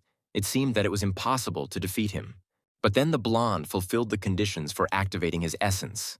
Releasing magic, he was furious and believed that Hank appeared in his way to interfere. The hero sincerely did not understand what he was talking about, which only angered the attacker even more, who could not comprehend that a guy with no memories had managed to knock him down. Julian was desperate to defeat the great king, and they continued to fight until Hank knocked out his opponent with one blow. The hero began to feel pain all over his body. Chester was worried about him, but the guy convinced him that everything was fine and he would soon feel better. The blond man lying on the ground noticed a bottle of pills that Kent had previously given to the king. They could activate suppressed abilities, as well as erase thoughts and emotions. These pills had a face. They tempted the guy to take them, promising that he would immediately feel much better. The guys noticed too late what he was going to do. They worked instantly. He was not just healed, but became several times a larger monster, striking the guy. He felt how magic overwhelmed him. The battle armor was extremely unhappy that her boyfriend got the pills, since she had prepared them especially for him, and he had thrown them into the cave. Julian continued to rejoice. He was all over, and suffering no longer presented a problem for him. He felt wonderful. Their fingers intertwined. Hank tried to contain the monster's strength. Enhanced by the drugs, Julian believed that the hero could not come to his senses. He was no longer a king. The monster then crushed the guy's palm, who screamed in pain. He wanted the hero to no longer be able to use the essence, since he was not worthy of being called a great king. Meanwhile, as the monster felt all its power and magic, Hank could barely stand. All his fingers were broken. He tried to parry the blows. But just as he decided to use his super powerful foot, Julian caught him by the ankle and threw him into a stone wall. Suddenly, tears began to appear on the monster's back, from which new hands began to grow. He acquired a new magical body with 6 hands. This gave him a significant advantage in the fight. Now he could deliver blow after blow. Without stopping, Hank was saved from death by the armor, which turned out to be very durable. Chester watched the battle from the sidelines. It seemed to him that things were bad. He took out a dagger, which he was going to give to his daughter. Julian was thinking about tearing off the guy's arms. They were too much trouble. When he got down to business, the guy started screaming in pain, but the monster liked to hear them. He knew that without his arms, the great king would not be able to use his essence. But Hank had fought all his previous battles, including the one where they were torn off. The boy saw the image of Gina in his head. Then he came to his senses and smiled, answering that even without arms he could fight. But the monster didn't want to give up the victory to the enemy so easily. He wanted to become a hero in this life, and not a weakling like Hank, calling on him to behave in a manner befitting his weakness. The monster grabbed the hero and then held him with all of his many arms. He was burning with the desire to break the guy in half. Realizing that this was his last chance to stop the enemy, Chester threw himself on his back, holding on around his neck. No matter how strong the magical armor was, the jade would still melt it. He was ready to hold out until until his essence stopped working, or until the jade completely corroded the guy. The old man's body was covered in bubbles, and although Julian's armor was melting, it did not affect his human appearance in any way. Chester tried with all his might to wake up Hank, who was lying on the floor with his arms torn off and covered in blood. He wanted to hand him his dagger and begged him to take care of his daughter, and then completely turned into a precious stone. Hannah watched her father's sacrifice, but could do nothing about it, while Julian rejoiced that he had survived thanks to his strength. Turning around, he saw Hank stand up and pick up the fallen dagger with his mouth, then place it in his hand. After uttering the code word, the hero's arms grow back and he regains his strength, then attacks the enemy with great speed and smashes his arm with one powerful blow. Julian envied this ability, but Hank continued to attack him, claiming that he was wrong when he said that he knew him well. The hero continued to strike the enemy without stopping, finishing with his signature salamander trident foot attack. Having finally finished the battle, Hank stood surrounded by corpses. Julian was defeated. For his death, the hero received coins as a reward. There were more of them than are usually given for an ordinary murder. Suddenly, an image of Kent appeared. She was lying on a bottle of pills, trying to get the guy to take one. She was licking her lips with her long, demonic tongue. But he didn't want to do that, because it was those pills that had turned Julian into a monster. They were dangerous, so he just kicked them away. The young man heard someone's muffled whimpering. Turning around, he noticed Hannah sitting next to the transformed body of her father. The girl cried bitterly, calling for her father. Hank approached her, and as soon as she looked at him, she immediately recognized him as the great king from the past world. She continued to sob, stood up abruptly, and went to him to bury her face in his chest for comfort. She wanted to know why her dad looked like that. The hero hugged his orphaned friend, trying to calm her down a little. Then they decided to cover the body of the deceased with stones, and the girl cut off a lock of her hair to leave it at the makeshift grave. Hannah said goodbye to Chester in this way. She told him that it was time for her to leave. Hank, meanwhile, was packing his things and did not forget about his boots. The girl wanted to go with him. The guy told her father's words. He asked him to take care of his daughter. She was delighted. She wanted to start fighting the enemies together. Suddenly, the main character felt a strange smell. He covered the girl with himself and kicked the air. He hit one of Julian's associates, Jack, hitting him in the nose, while he was worried about how he could be discovered. Hank explained that people like him smelled like animals, and also suggested that he leave himself, otherwise he would be carried out by force but already dead. But the guy did not want to leave. He was afraid that he would not survive alone. Jack was on his knees. He remembered Julian talking about a place called Katla, where you can get influence points.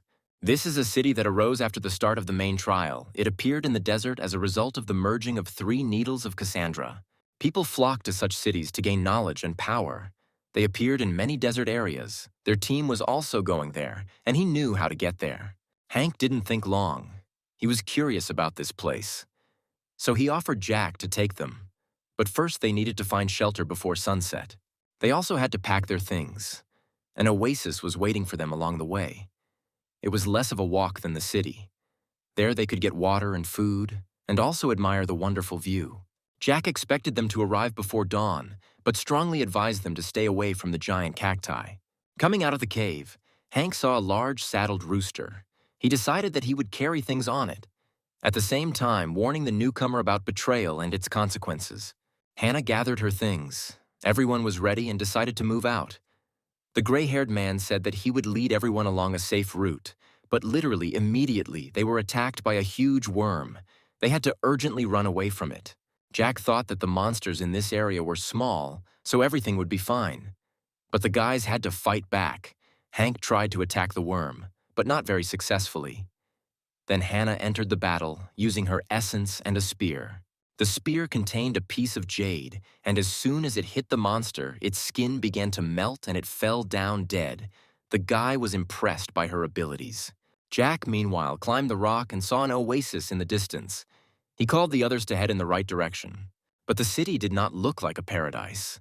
Huge trees grew through houses that were badly damaged, their roots spreading everywhere. In one of the basements, a man was crying. He was covered in blood. He was asking for mercy. Since he was not guilty, he did not know that he had come to that very place. The man in the hood did not want to hear these words. He took out a hammer and killed the young man. He believed that you can't break into someone else's house, even if you didn't know it, since it's a crime. He was angry that low-class people like the murdered one were walking around everywhere. He was already really tired of it. There were already a lot of corpses around the room. The boys entered the deserted city. They were very confused by the smell. Continuing on their way, they came across mountains of the dead, assuming that there was a struggle for power there and no one survived. Hannah suggested that they go into one of the buildings. She was sure that there used to be food sold in the basement. Jack was afraid to go down, but Hank insisted, since the guy's essence allowed him to become invisible, and if there was a person or a monster there, he would be able to signal through the shell.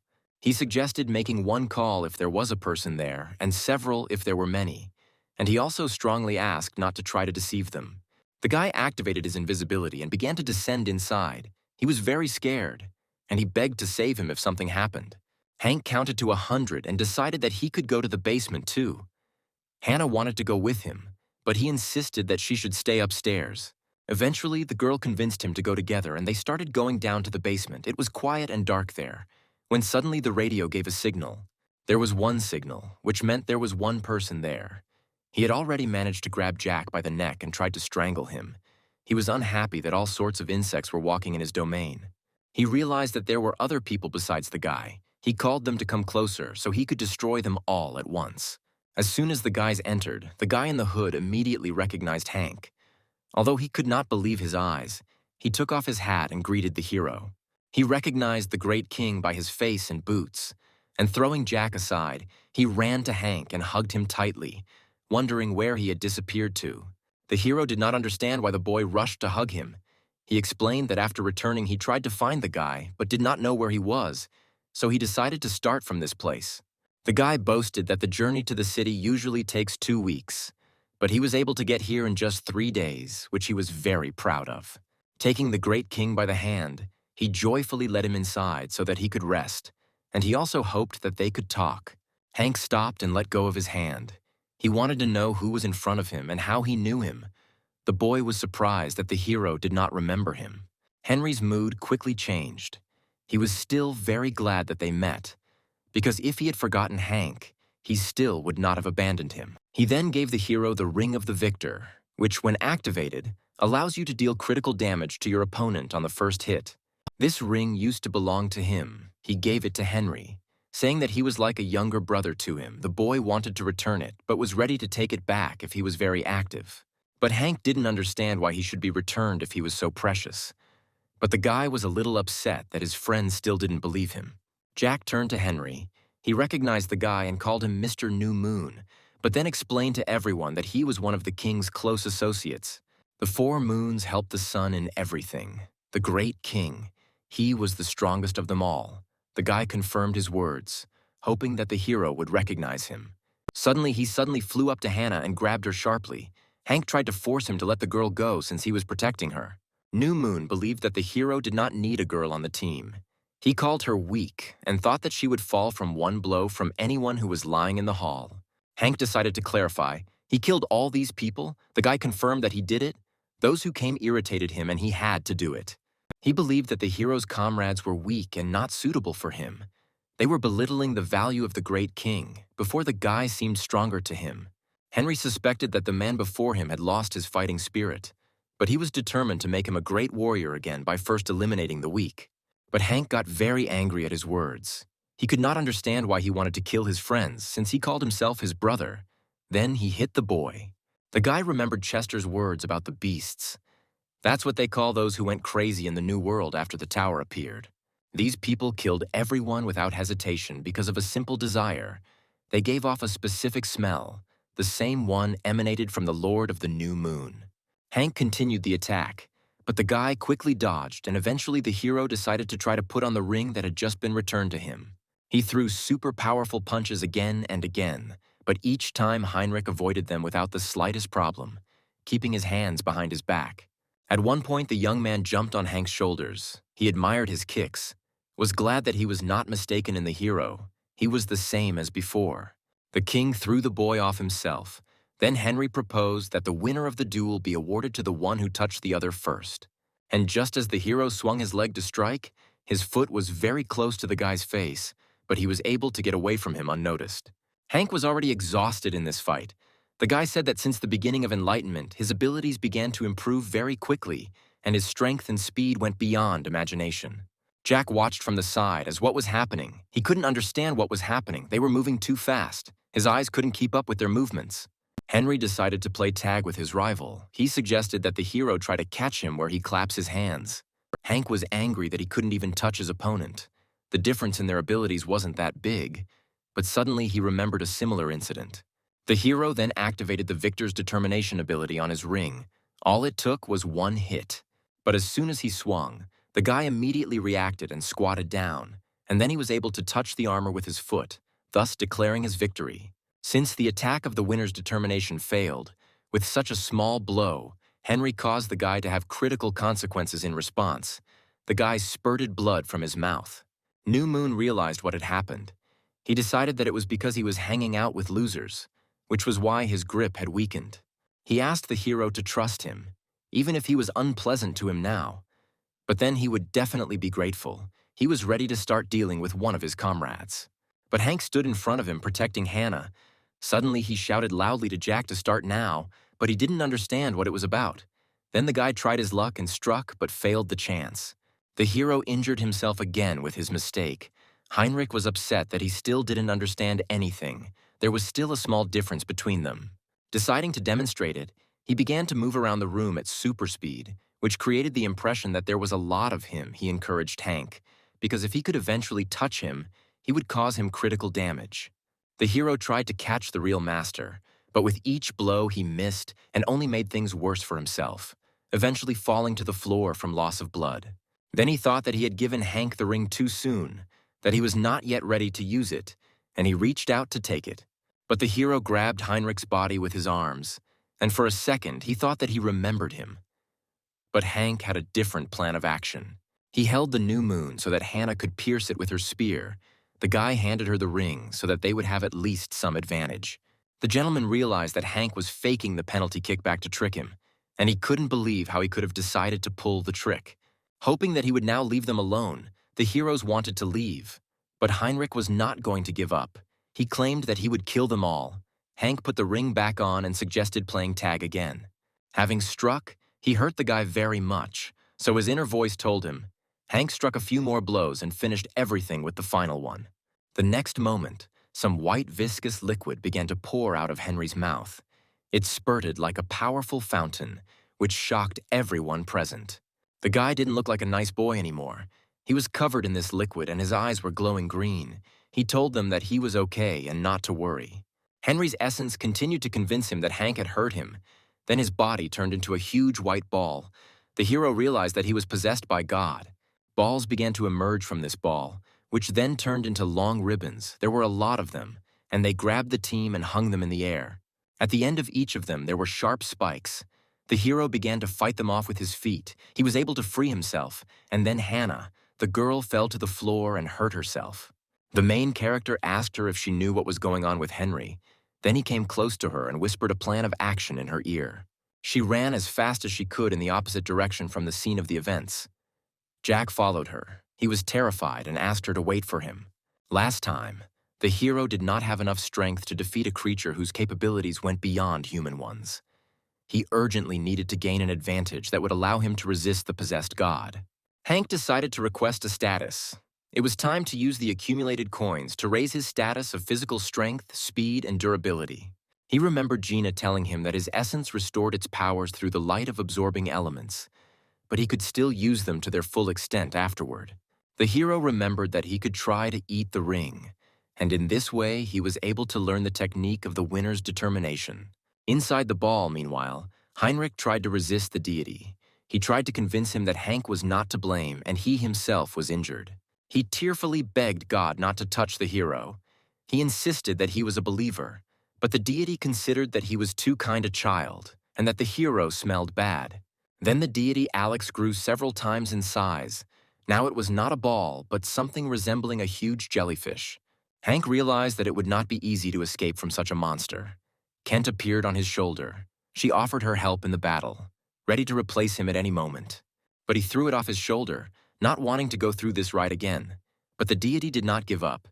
Meanwhile, he continued to spend coins to improve the speed characteristics. The hero rushed to attack the enemy. He gracefully dodged the long, stinging ribbons. Hank was much slower than them, so in flight, he continued to buy points to speed. And at first, he managed to cut the tentacles with his kicks, but then Alex grabbed him by the leg and threw him forcefully to the side. The guy understood that his strength was not enough to cope with this strange monster, and at this rate, he would lose. He was already completely exhausted, continuing to buy speed, but the monster did not even strain. Hank could not get through them to the body. Using the ring's actions and activating the victor's resolve, he tried to attack again. But the blow did not cause the necessary destruction, and then the ribbons pierced him through. Kent was immediately furious at what Alex was doing to her charge, and she demanded that she immediately switch with him. Hank resisted, but then he activated his second essence beyond the horizon, and the confrontation between the gods was confirmed. His deity was delighted with this plan. She supported him. The hero, meanwhile, began a crazy martial arts dance. Alex was amazed that a man could suppress a deity with his will, while Hank was turning into a better version of himself, building up muscle mass. She promised that the retribution for the fact that the hero harmed her believer and caused him pain would be cruel. She promised to make the guy repent. Hank was finally fully prepared for battle, and he challenged Alex to choose where the first blow would be aimed. Suddenly, water gushed out of the broken pipe. It began to fill everything inside. Hannah and Jack ran into the room. They were carrying bottles of water in their hands. It turned out that earlier Hank had asked them to go to the boiler room and turn on the water. The girl was wondering if they had brought enough water. Hank touched his boots and then absorbed them, giving him the ability to control the clear water around him using telekinesis. He began to try to learn how to use water, trying to make jets rise into the air and create a whirlpool around him. The guy was filled with confidence that now not only luck but also talent was on his side, and he would finally be able to confront the deity. Hank tried to direct the streams of water towards the monster, and although he was impressed, He still tried to attack the guy from behind, who successfully repelled the attack with a vertical surface of water. The main character tried to create huge snakes from water. They looked quite frightening, ready to attack the enemy at any moment. Looking at the deity with a confident gaze, he declared that such monsters were not needed in their world. Then he raised the snakes and streams of water into the air. But the deity was sure that it would be impossible for any man to defeat him. But under the powerful streams, his liquid armor began to disintegrate. Heinrich emerged from the protective shell, having lost faith. He looked at Hank and called him, but he did not want to contact him. He wanted the guy to disappear.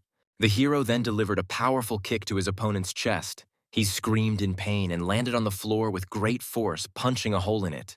Mr. New Moon was unconscious. The system confirmed that the second entity was used by Hank for self-defense. The deity was expelled from the guy. Thus, the hero received a new achievement: expelling gods. The hero tried to comprehend that he had just defeated a god. His body began to take on its normal form, but he knew that it was too early to let his guard down. Suddenly, Henry woke up and sat up. The guys didn't understand how this was happening. He started crying, calling Hank and calling him incredible. He rushed to embrace the hero, asking for forgiveness for being wrong, and he also promised that he would not kill everyone anymore. The young man continued to admire the king and was interested in how Hank was able to get rid of the seal of the believer and dispel the presence of God. But Hank, in fact, himself did not understand how this happened. Heinrich tried to understand whether he did it unconsciously. It seemed incredible to him. The great king did not share his younger comrade's delight. He did not understand how one could be happy in such a situation. The world was completely destroyed. There was complete chaos all around. The law of the jungle reigned. Everyone was for himself. In this world, the weak are subdued by force, and crazy days and battles go one after another, where everyone hates each other and tries to kill. Henry thought it was natural, and he also thought the creators had done a great job of making them feel that way. He decided to explain that enlightenment is not just a game for the entertainment of angels. It is preparation for a quest, similar to a test. But even if you finish the quest, the game itself will not end, because in the end, everything must end in the head. There is a hidden image in the status window that displays the willpower indicators. As soon as they reach the maximum, the person breaks down. Each person's breakdown happens in their own way. The instigator of it all was the main god Casita, who captured the land. In the new world, there is only one law. The strongest will survive. This is the rule of natural selection. Only then will the will of humanity be broken and a new order will begin. Kill or be killed. When the game ends, the world will be ruled by the representative of the strongest god. But for the earth, enlightenment continues because there is only one person left whose willpower has not been broken. It was Hank. No one knew about it before returning. Everyone thought the goal of the game was to kill God, and those who continue to think so aimed at the great king. Henry was able to overhear all this from the angels, because after returning, all they did was put forward hypotheses about the meaning of the new world. New Moon heard that the king had taken over the leadership of the people. He hoped that with such a leader, the world would be able to return to normal someday. Hank realized that everything he had done before returning was pointless. But the gentleman didn't know what to say. He thought it didn't matter. Henry was confident that at the moment the hero was at a higher level, few could repeat his achievements. Just as he was starting his old speech, that with him the boy would become a great king again, he was stopped. He decided to sit down and rest a little before going to Katla. As soon as they reached the city, they were met by a new mad man. He impaled Jack on his spear, calling their lives miserable. He noticed that there was a seal on Hank's cheek. He did not let them in, wondering if they even knew where they were. The man called the city of Katla the holy land of the deity Aruga. Behind the fence, there was a large, beautiful, and developed settlement with a pyramid in the center. The city was huge. It consisted of several circles. In the largest, there was a large tower. In the others, there were pyramids in the center. The city was surrounded by powerful walls. Approaching the main gate, Jack announced that they would have to pay for entry, and he volunteered to negotiate personally. Suddenly, a very muscular man descended on them from above on a rope. He had a spear in his hands, and he was obviously in an unfavorable mood. A gray-haired man came out to meet him. He was scared by the guards' hostility. He said that they were ready to pay for entry if required. But he didn't even want to listen to what the negotiator was going to tell him. He took out his trident and impaled the guy on it. He didn't want to see the branded ones in the city. The boys decided to hide to discuss the situation. Despite the fact that they had plenty of money, it made no sense, since due to the blessing of another god, Hank would not be able to enter. This part of the region is ruled by the god Aruga. The city was summoned from another world so that the believers could force others to follow their commandment. All these people, like earthlings, passed the test and received the role of managing this place, becoming like angels. There are two ways to get inside. To get resident status and missions, you need to donate a certain amount of coins every day. By choosing the religion of Aruga, you can become a full-fledged resident of the city. If you collect the maximum number of influence points and get a part of the city, the test will end. Hank ordered them to go first and take his things with them. He asked if they had enough time to get inside. Henry immediately agreed. He took Hannah by the hand and promised that he would look after her, and the hero himself headed for the exit, asking the guys to take care of each other. The guy decided to get inside another way. He killed the guard and then took his device for lifting up. It seemed lighter than it actually was. Hank hooked himself to the cord, then fired his pistol upward so that the hook caught on the edge of the fence and pulled himself upward. Having climbed up, he looked around the city and decided where to go, but suddenly noticed Michael sitting on a dais. Hank explained that he was not allowed in because of the stigma and that Jack was killed, but he cannot walk in the desert forever. And besides, this world originally belonged to people. The guy wanted to know where God was, since it was his land, and then he decided to go down again, thus getting the achievement of the first intruder and saboteur. Meanwhile, Hannah stood at the entrance and tried to get inside through control. She was given a list for her mission. The girl did not understand what was required of her, and just as she wanted to hit the inspector, Heinrich grabbed her and covered her mouth and then thanked her for the mission. They got inside. Hannah was interested in the reason why he agreed to such conditions for passage. She was very angry. Then he explained to her that in this community, natural selection reigns supreme, and any person without strength and power is considered trash. New Moon had no idea how the commandment would end if the city was taken by force, since Aruga wanted to have a certain number of believers at all times. This means that his main goal is to strengthen faith, and not to increase the number of believers.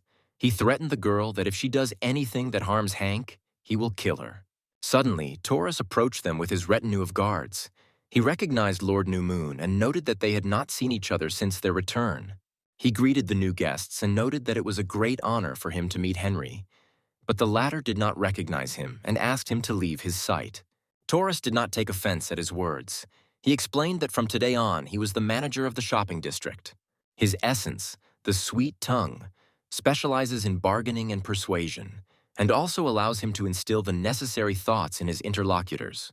He boasted that with his brains, essence, and money, it was easy to get into the right team and get a high position. He then offered the boys a mission that would earn them a lot of fusion points, which could guarantee them a great life. Henry was tired of listening to him and asked him to explain everything in a few words. Then Taurus invited them to work with him. He explained that he had a lot of influence, but not enough power, so he offered to help each other and strengthen their cooperation in the future. At the same time, he threatened to kill them if they refused. But Henry was stunned by the number of words spoken and did not like to hear the threat addressed to him. But the merchant's retinue had already put their spears forward, protecting the owner. He asked if the guy was sure that in case of a battle he would be able to protect the girl next to him. Noting that many would not mind having a slave of any race, they are sold here at a rather high price. But Henry was already fed up with this conversation, and he did not appreciate the threat towards them, so he activated his essence, offering to kill the man. Taurus was offended by the attitude of the Lord of the New Moon towards his person. He wanted to tell about his essence, but he was interrupted.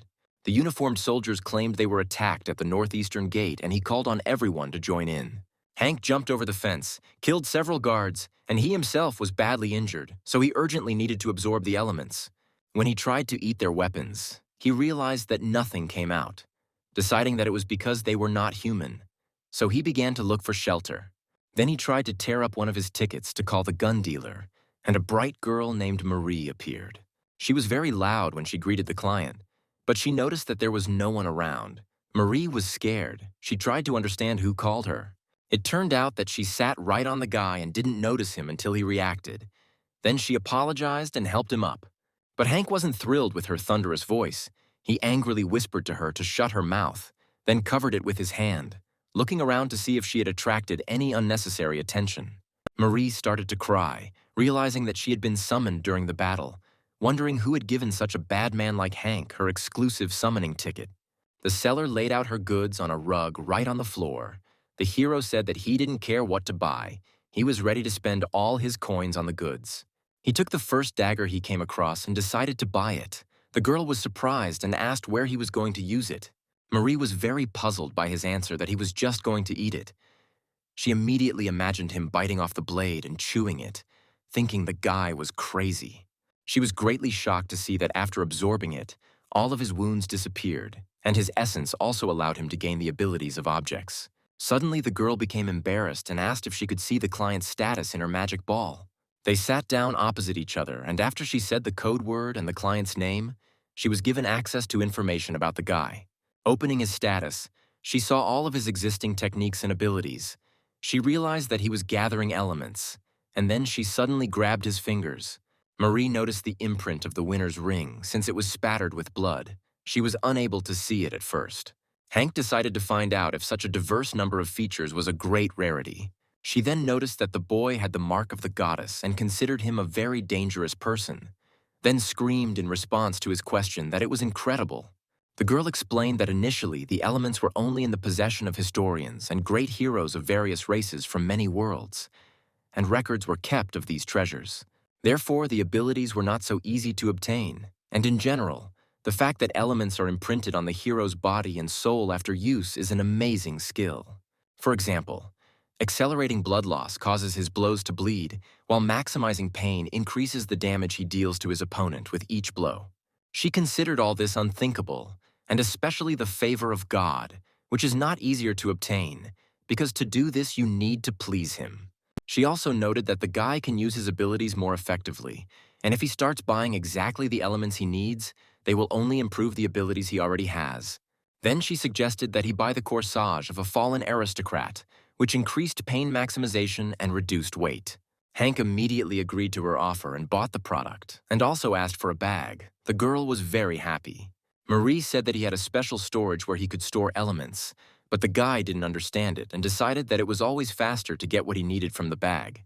The saleswoman then began to gather her things, thanking him for the purchase as she left, when suddenly she noticed his cuirass, complimented him on the excellent workmanship, and Hank got ahead of her and informed her that the item was not for sale. The girl really wanted to buy his armor.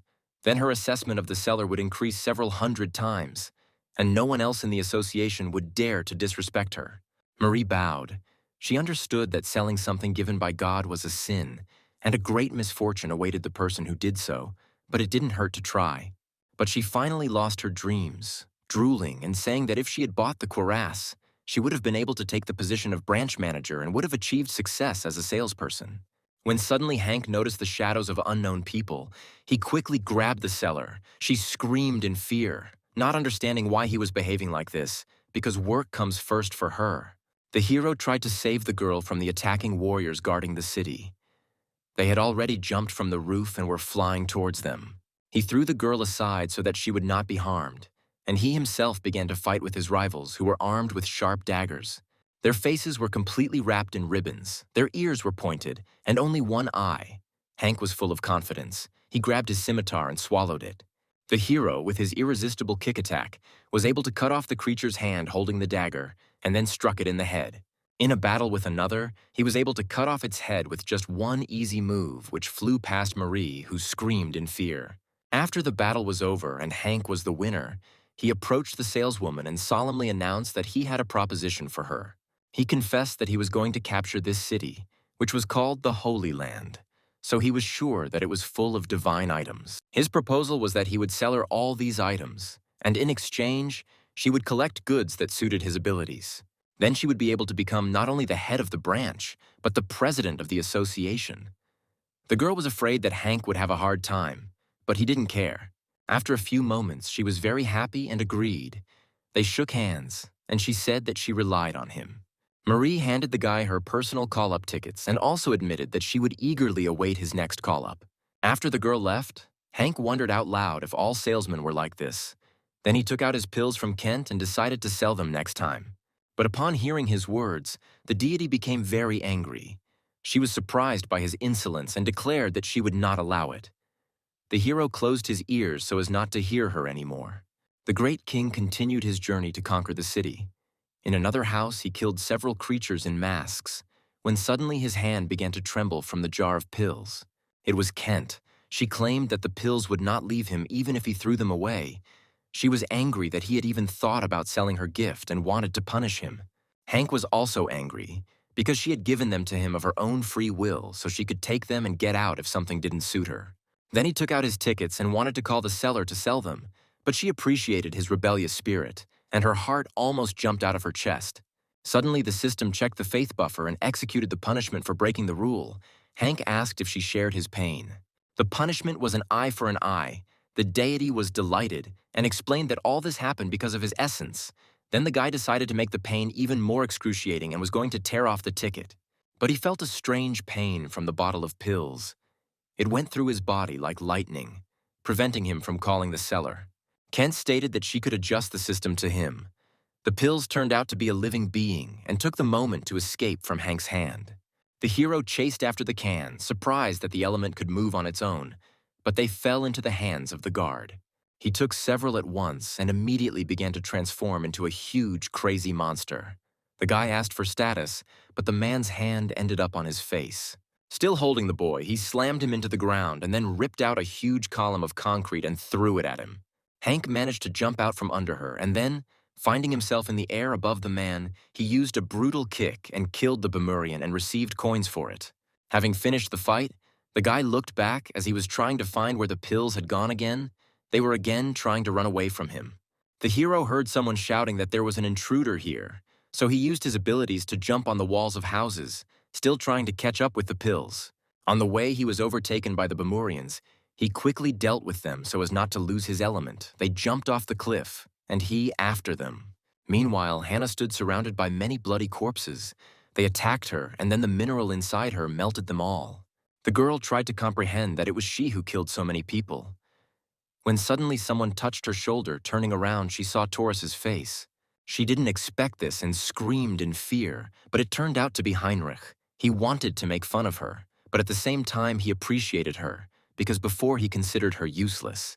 Together they went out into the city street. The bell rang. It was a notification of a new announcement that everyone who was there received.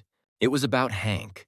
For a large reward, it was offered to capture an infidel who had infiltrated the Holy Land. Anyone could take part. The residents really wanted to get so many coins for catching the stranger. A competition began. Then Heinrich and Hannah ran to look for their friend so as not to let him be captured. New Moon didn't expect things to develop so quickly. He was afraid that if things continued like this, the whole city would become their enemy. Hank made his way through the broken walls. He was covered in blood. Then he found someone's dagger, but unfortunately it was not suitable for absorption. Then he remembered that he had one more element left in his bag. He took out the corsage and ate it, using the code word, and his wounds were healed. Having jumped into the abyss, the guy landed in the very center where the city's defenders were looking for him. One of them cut his cheek with his trident. Suddenly, he saw a bottle of pills lying on the road. He went up and took them, but they were no longer as active as before. Hank noticed that they had calmed down. He assumed that they had some specific goal. Looking around, he noticed images of eyes on the wall. The drawing was located above the entrance to the temple. A blue light was coming from there. The guy decided to go inside. The bright glow interfered with his view. He saw a glass cabinet. It was the one that emitted such a bright color. The cabinet itself was inside a huge stone statue. The guy assumed it was a divine item. It looked like claws, a pair of lunar sickles, a long curved blade, and double handles. Hank remembered Heinrich's words that the city kept the divine objects of Aruga, which were used by the great king in his past life, and who was even able to kill a god with them. He tried to touch the screen, but was immediately hit by multiple electric shocks, followed by a loud alarm. The townspeople heard the signal and realized that it was coming from the treasure palace, so they decided to go there en masse to catch the guy.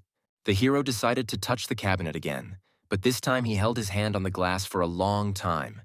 He screamed from the pain caused by the electric shocks, but he had no access to the object. The guy's entire hand was badly burned, and suddenly God Aruga spoke to him. calling Hank a fool and also assuring him that his desires would destroy him. Realizing that he was unable to fight the essence of a god, he decided to run away to find an object to absorb and further heal. God warned him that he was being hunted, but Hank ran outside anyway and was confronted by an angry mob who wanted to kill him for the reward. The crowd was already aiming for an attack, but one of them recognized the great king in the guy's face, while he was holding his charred hand.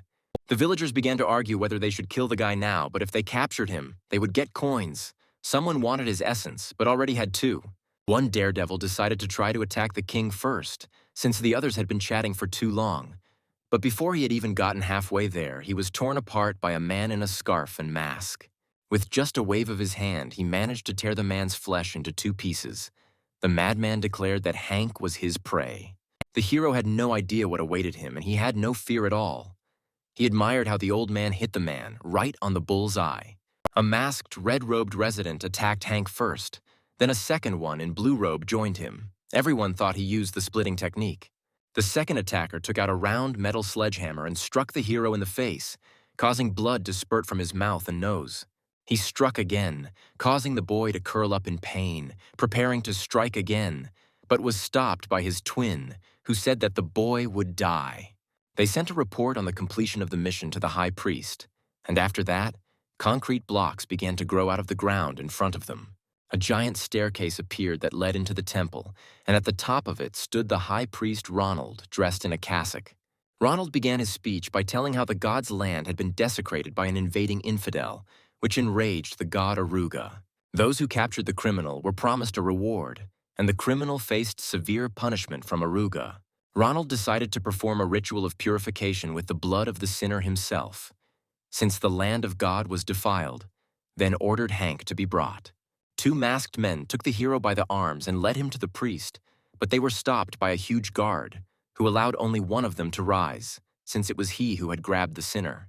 The remaining man, wearing a mask and red attire, was ordered not to move, and guards stood around him with spears pointed at him. Ronald walked up to the glass box, bowed to it, and asked permission to use the divine object. The glass was scattered and the sickles could be taken. This is the greatest treasure among the divine objects of the sun Aruga. They are proof of the existence of God. The priest was indignant that the infidel dared to encroach on them, and also that he should not count on mercy. Hank couldn't get up, so he crawled up the stairs. The guard forced him to stand up so as not to waste the priest's time, and then stuck the tip of the spear into his hand. The hero immediately recognized the metal object and gave the command to absorb it. His wounds immediately healed. He rose to his feet and knocked out the guard with one kick, rejoicing that he could finally destroy everything here. Then Henry emerged from under the blue robe. He encouraged his comrade as he rushed upward. The guard came to his senses. The man tried to stop the hero, but New Moon forestalled his attack and struck him with his foot, causing him to fly upward at great speed. The guards ran to the top to stop the invaders, but they were surrounded by sharp spikes, which then pierced their bodies. This was Hannah activating her witch essence. Hank continued to climb the stairs. The high priest was furious that a heretic dared to cause commotion in the main temple.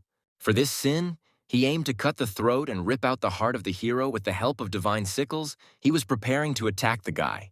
The hero jumped over him and then, with a brutal kick, decapitated the priest. Tears gushed from the guard's eyes as soon as he saw Ronald's murder.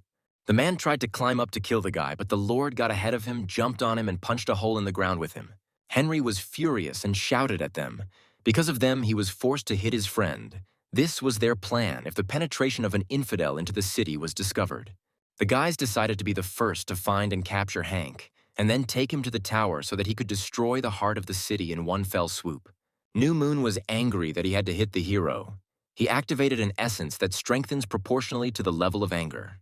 He wanted to beg forgiveness from Hank. In anger, he began to destroy everything around him, inflicting injuries on himself. The guy was covered in blood and apologized to the hero. The great king approached the bloody Henry and stopped him, taking him by the hand.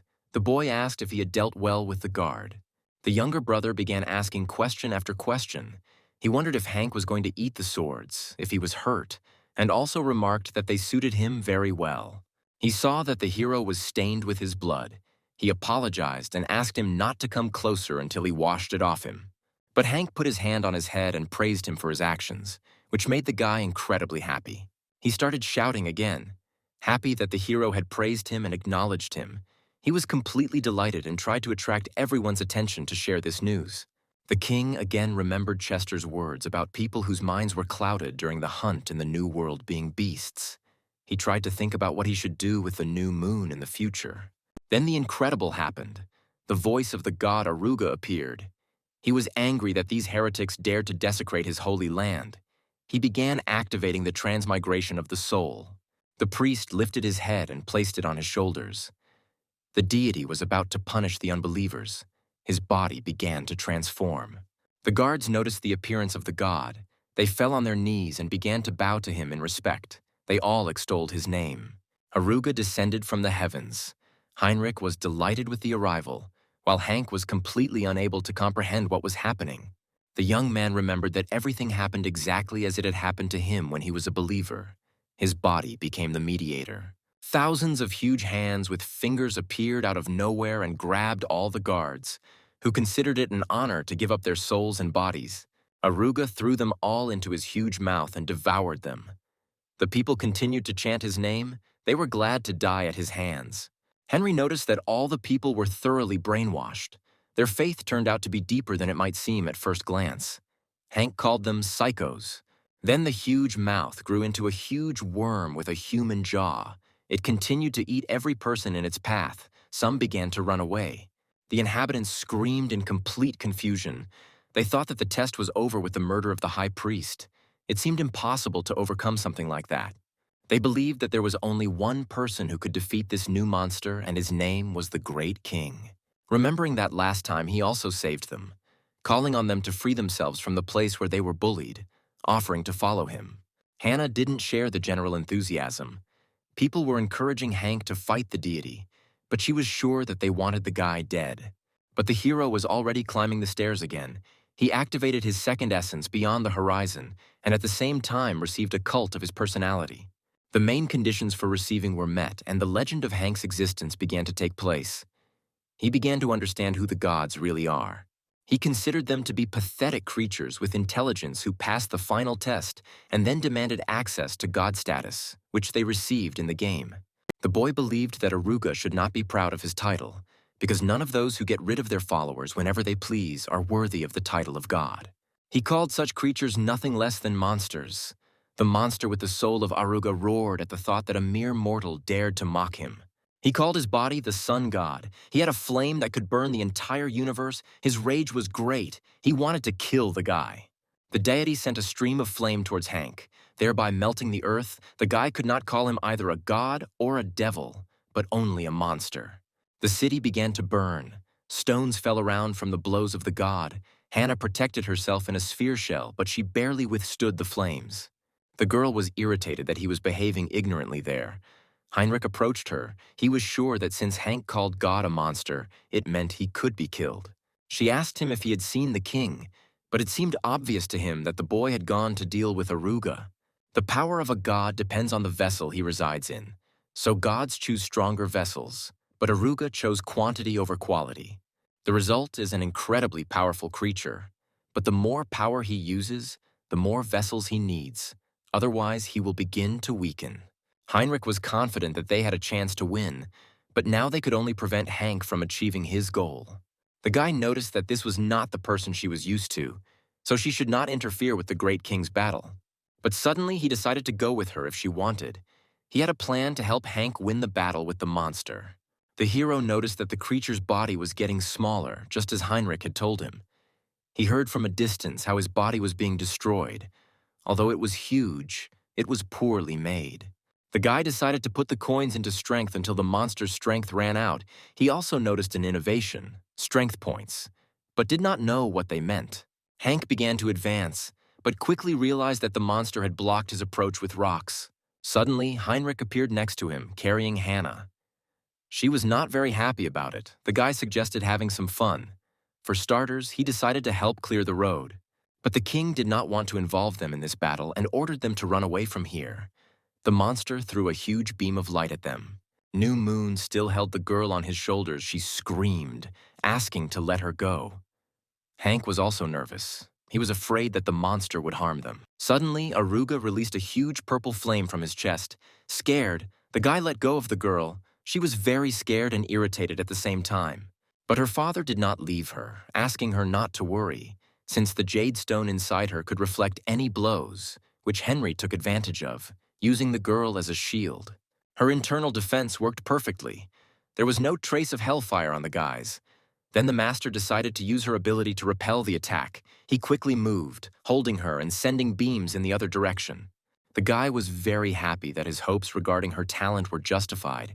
He threw her up in the air to celebrate, noting that Hannah was a useful player.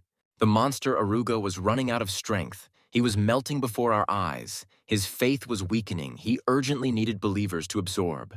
His teeth began to fall out and his eyes bulged out of their sockets. He sent them out to search for prey, demanding that they find people. Hank was completely disappointed that Henry did not keep his promise and did not protect the girl. But the guy objected to him.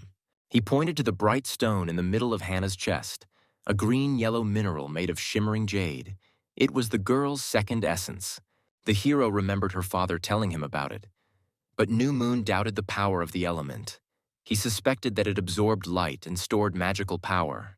Her first essence, capable of creating absolutely any objects at her will using magical power. Her essences were perfectly compatible with each other.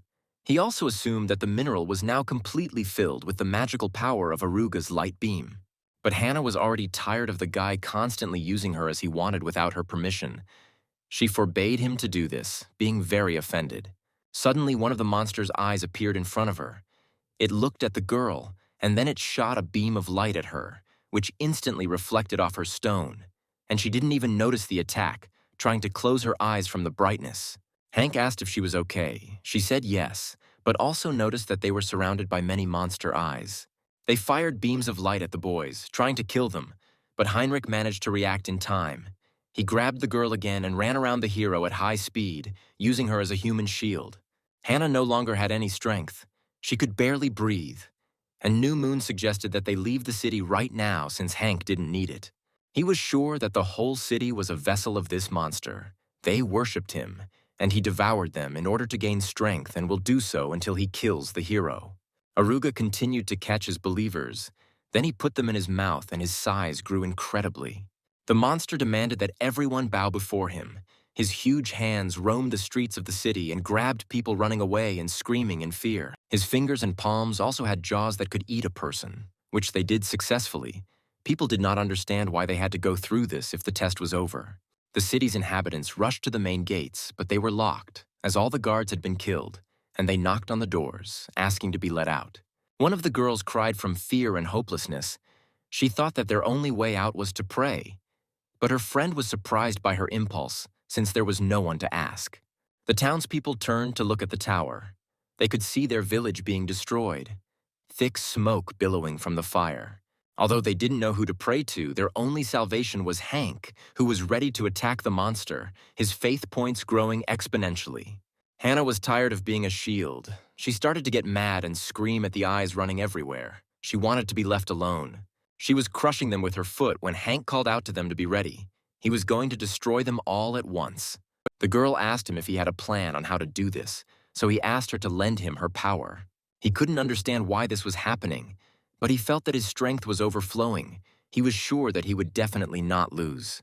At the same time, the monster only became bigger and angrier. He was burning with fire and destroying everything in his path.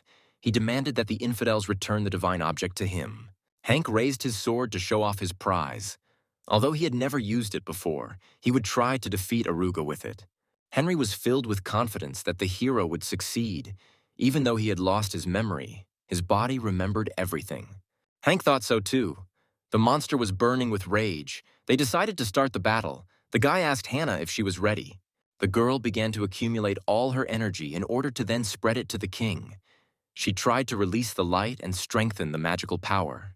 The enraged deity Aruga tried to get to him. Hank decided to give Kent temporary access to his body, and the power was unlocked. The great king began with a mad martial arts dance, circling around the monster, inflicting countless wounds on it. He used sickles in his attack, calling for Aruga to disappear. The weapons were tempered in fire and caused the monster unbearable pain. The deity could no longer resist. He was burning alive in his own streams of fire. Then Hank delivered the final blow, jumping into the very whirlpool. There was a powerful explosion that finally destroyed the monster, covering Hannah with a blast wave. New Moon watched from the side as the smoke slowly cleared. The girl was completely exhausted, but fortunately, the main test was completed, and the incarnation of the god Aruga lost. The guys started calling Hank. He was next to the monsters at the moment of the explosion, which left a huge crater in front of the tower. Suddenly, Heinrich grabbed the girl by the throat. He was looking for any elements that had at least some class. He was in a hurry and didn't have time to explain. Trying to pull the green-yellow mineral out of her chest, he caused the girl great pain. Tears rolled from her eyes. She could not scream, since his other hand tightly covered her mouth. Suddenly, they noticed that people began to throw all their weapons into one common pile. They offered to give everything to Hank. Heinrich collected all the items in a bag and carried it to the crater. The others followed him, and a figure of a burnt man appeared from the smoke. The boys quickly went down the crater to meet Hank. He came out all blackened and with burnt hair, holding sickles in his hands. Hannah was very happy to see that he was alive. Tears appeared in her eyes. The girl wanted to hug the guy, but was afraid that she would hurt him. Henry considered all her emotions useless and advised the girl to discard them and finally give the hero elements. Otherwise, he would remain standing still. Suddenly, an angel appeared behind them. It was Michael. He didn't expect the guy to be so good and exceed all his expectations. He still thought Hank was a funny boy, praising him for holding out so long against a dangerous opponent. Suddenly, an angel of power appeared behind them. Everyone stared at him. The hero still held the swords in his hands, and he was ready to use them again if necessary.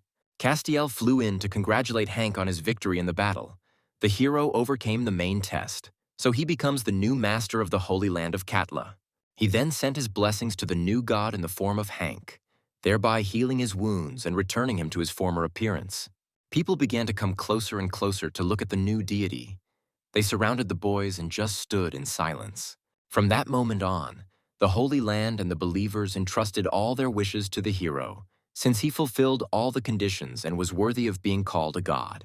The area was only part of Aruga's lands, and Hank had banished his incarnation, so the conditions for granting the lands into ownership had not actually been met. But Castiel wanted to give the guy what he deserved, so he decided to use his power on behalf of the main god.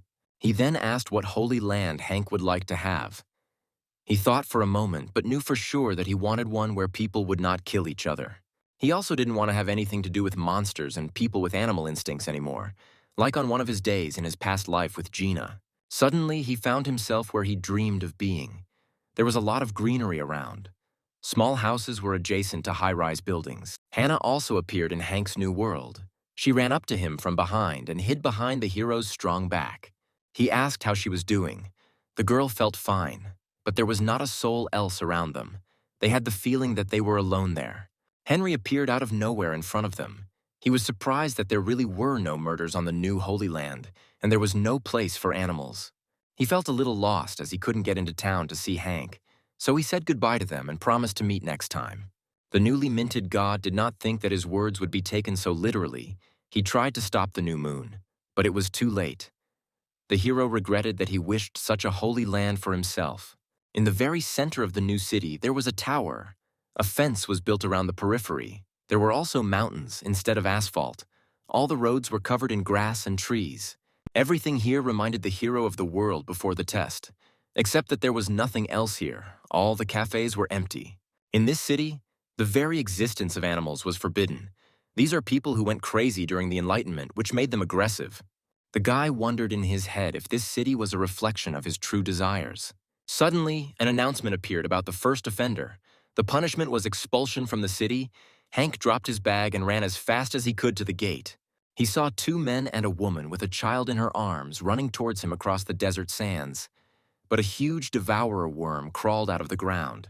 The new god hurried the people, shouting at them not to stop and to run with all their might.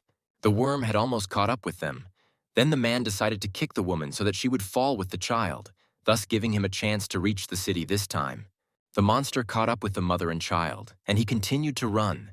But by killing them, he broke the first law.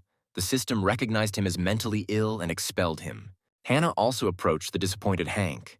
She noticed that she had seen this man several times before, but as she approached the gate, everything disappeared. The hero understood that as long as a person had a beastly nature, he could not enter. He was transferred to another place because he had chosen such a law for the Holy Land. The guys went into Hank's former apartment. They connected the power generator. Then the guy turned on his laptop and sat down on the couch. He also decided to visit his university. Everything was there as he remembered. But the guy could not forget Henry. He thought about how to get him back. Meanwhile, Hannah was taking a bath. The girl was delighted to finally wash herself. She had not had such an opportunity for a long time. Noticing that the only thing missing was beer, she sat down next to him. Hank had already changed into his usual clothes, and the girl was only wearing his t-shirt, and the guy asked her not to sit next to him like that.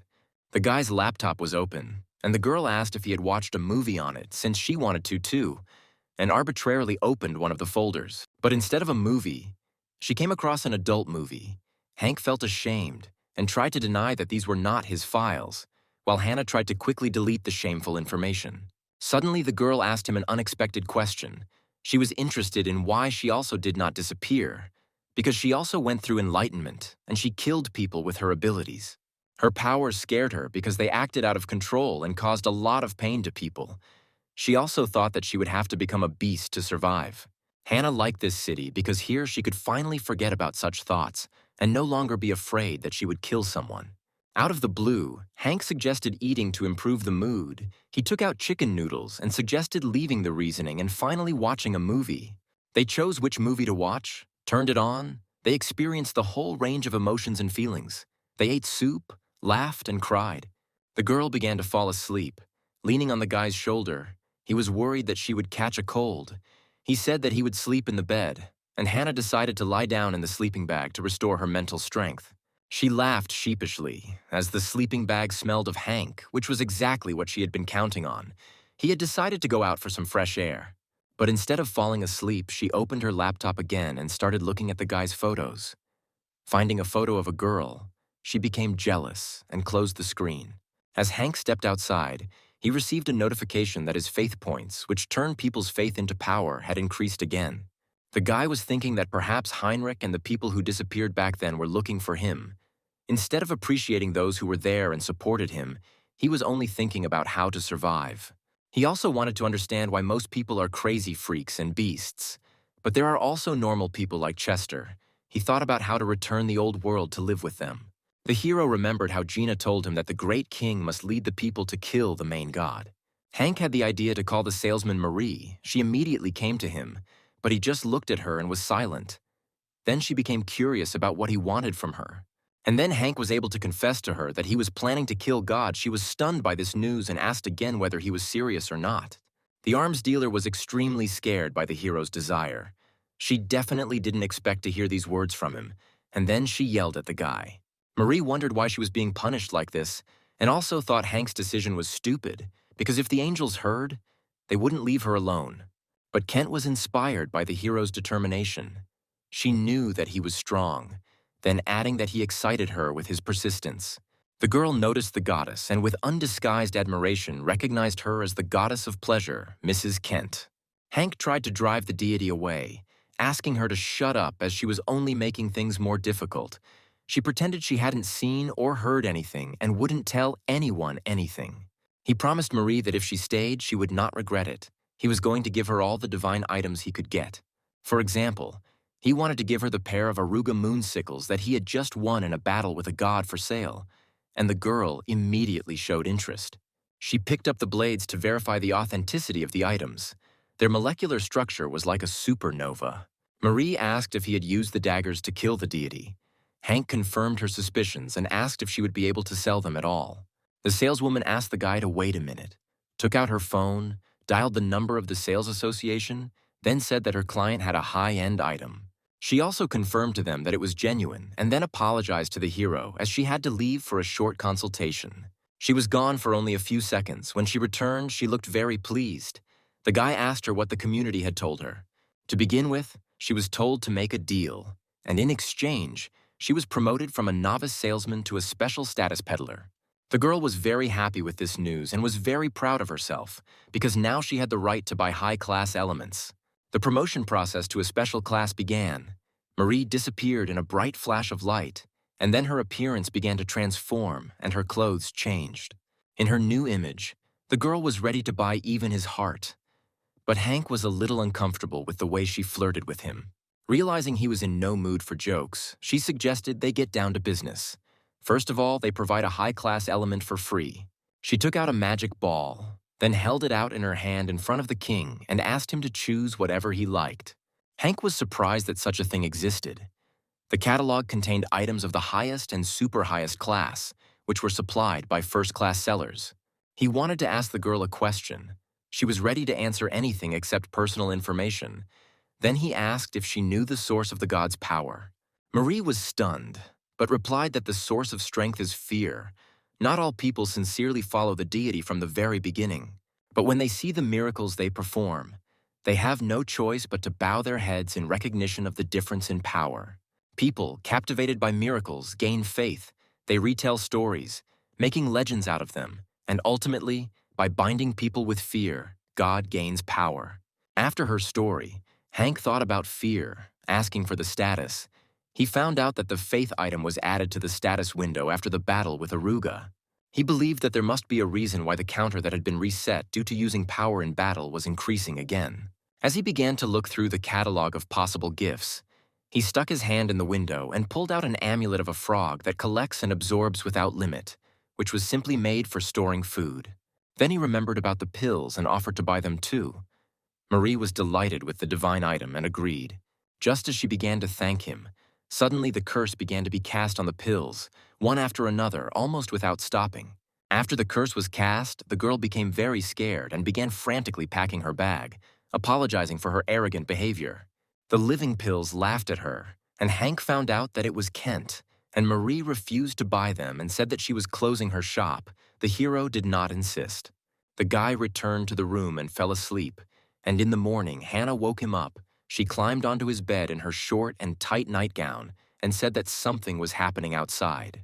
He received a notification that a large number of lawbreakers had been discovered. The punishment was exile, but the people continued on their way and approached the gate. Realizing that something was going on, they started running, trying to get there first, pushing everyone around. But as they approached the gate, everyone disappeared. Hank watched what was happening. He was surprised that so many people wanted to get into his city. Hannah did not understand where they were coming from. Two men in the crowd got into an argument. They desperately tried to enter, but immediately after one of them stabbed the other, they both disappeared into a portal of bright light. The hero continued to watch the people coming again and again. Their number did not decrease, but none of them could get inside. He did not understand what was happening and where they all came from. Meanwhile, 2 kilometers southeast of the Holy Land of Katla, a sand hotel was built between the rocks, and in it was located a train for crossing the desert. The man in the eye patch lit a cigar. "He is the head of the expedition of the Aruga believers, Leon." He asked the others how the situation was. He was informed that all who had entered the city on Holy Land had not yet been identified, and all who unsuccessfully tried to enter were being moved to another location. Deputy Chief Keanu continued, "According to eyewitnesses from Katla, the first Holy Land of Aruga will be captured by that man. The god's followers are scattered across the continents, but most of them have been used up and the territory has been captured by the enemy. The number of remaining Bemurians was negligible, as was the likelihood that the incarnation of Aruga could escape." He considered their expedition mission extremely important. One of the girls in the army shared with her friend standing next to her that she really liked Hank. They looked at each other and smiled at each other. Leon heard their conversation. He approached the one who was talking about the hero and then demanded that she take out her tongue and put out his cigar on it. The chief became very angry when he heard the king's name. He ordered her to never say that name again, otherwise he would sew her mouth shut and feed her cut-off tongue to the dogs. The girl covered her mouth with her hands and cried in pain. He didn't understand how someone like Hank could be called a god. Then he decided to speak out in front of his large army. His army numbered more than 6,000 men, as well as volunteers from the inhabitants of Bamura, all of whom stood before him in their ammunition and fully armed. He informed them that according to the information available, there were only 2 in Katla, Hank and Hannah, and he also forbade comparing the hero to a god, because without powers, he considered it an empty title. They managed to take out and save some of the divine objects and Aruga's blessing. They lay on the back of the car and were carefully covered with cloth. Their plan was to surround Katla and besiege it, and to place 3 divine objects around the city's fence. And after that, they were going to destroy this semblance of a god in the person of Hank together with the main army. Then the commander-in-chief shouted that in this way this land would be in their power again. In order to receive the status and reward from the Holy Land, everyone in the army, as well as volunteers, had to immediately take up arms, because they were on the territory of God. Meanwhile, on the beach near the hero's new city, there were people. A man in uniform was looking through binoculars at the gate. A girl was lying under an umbrella, and there was a saddled chicken with them. The girl asked her subordinate if he saw a smoke signal, since they had wasted a lot of slaves. But so far, not a single person had been able to enter. Chloe, the head of the scouts, complained about the intense heat. She wanted to quickly finish everything and get out of there. The assistant opened a bottle of wine and poured it into her glass, hoping that the device they had sent would comply with the new law since no one else knew about its hidden status. But Chloe believed that the new god himself had said outright that he wanted to get rid of the animals. Although she was curious if he himself was pure, in the hell that has come to this world, a simple boy would not have survived. But before enlightenment, the same thing happened in the world the girl shared. From history, she thought that the beast was the true essence of man, and the current Katla was just the grumbling of an idealist. At the same time, Hank seemed to her a hypocrite who never opened his eyes.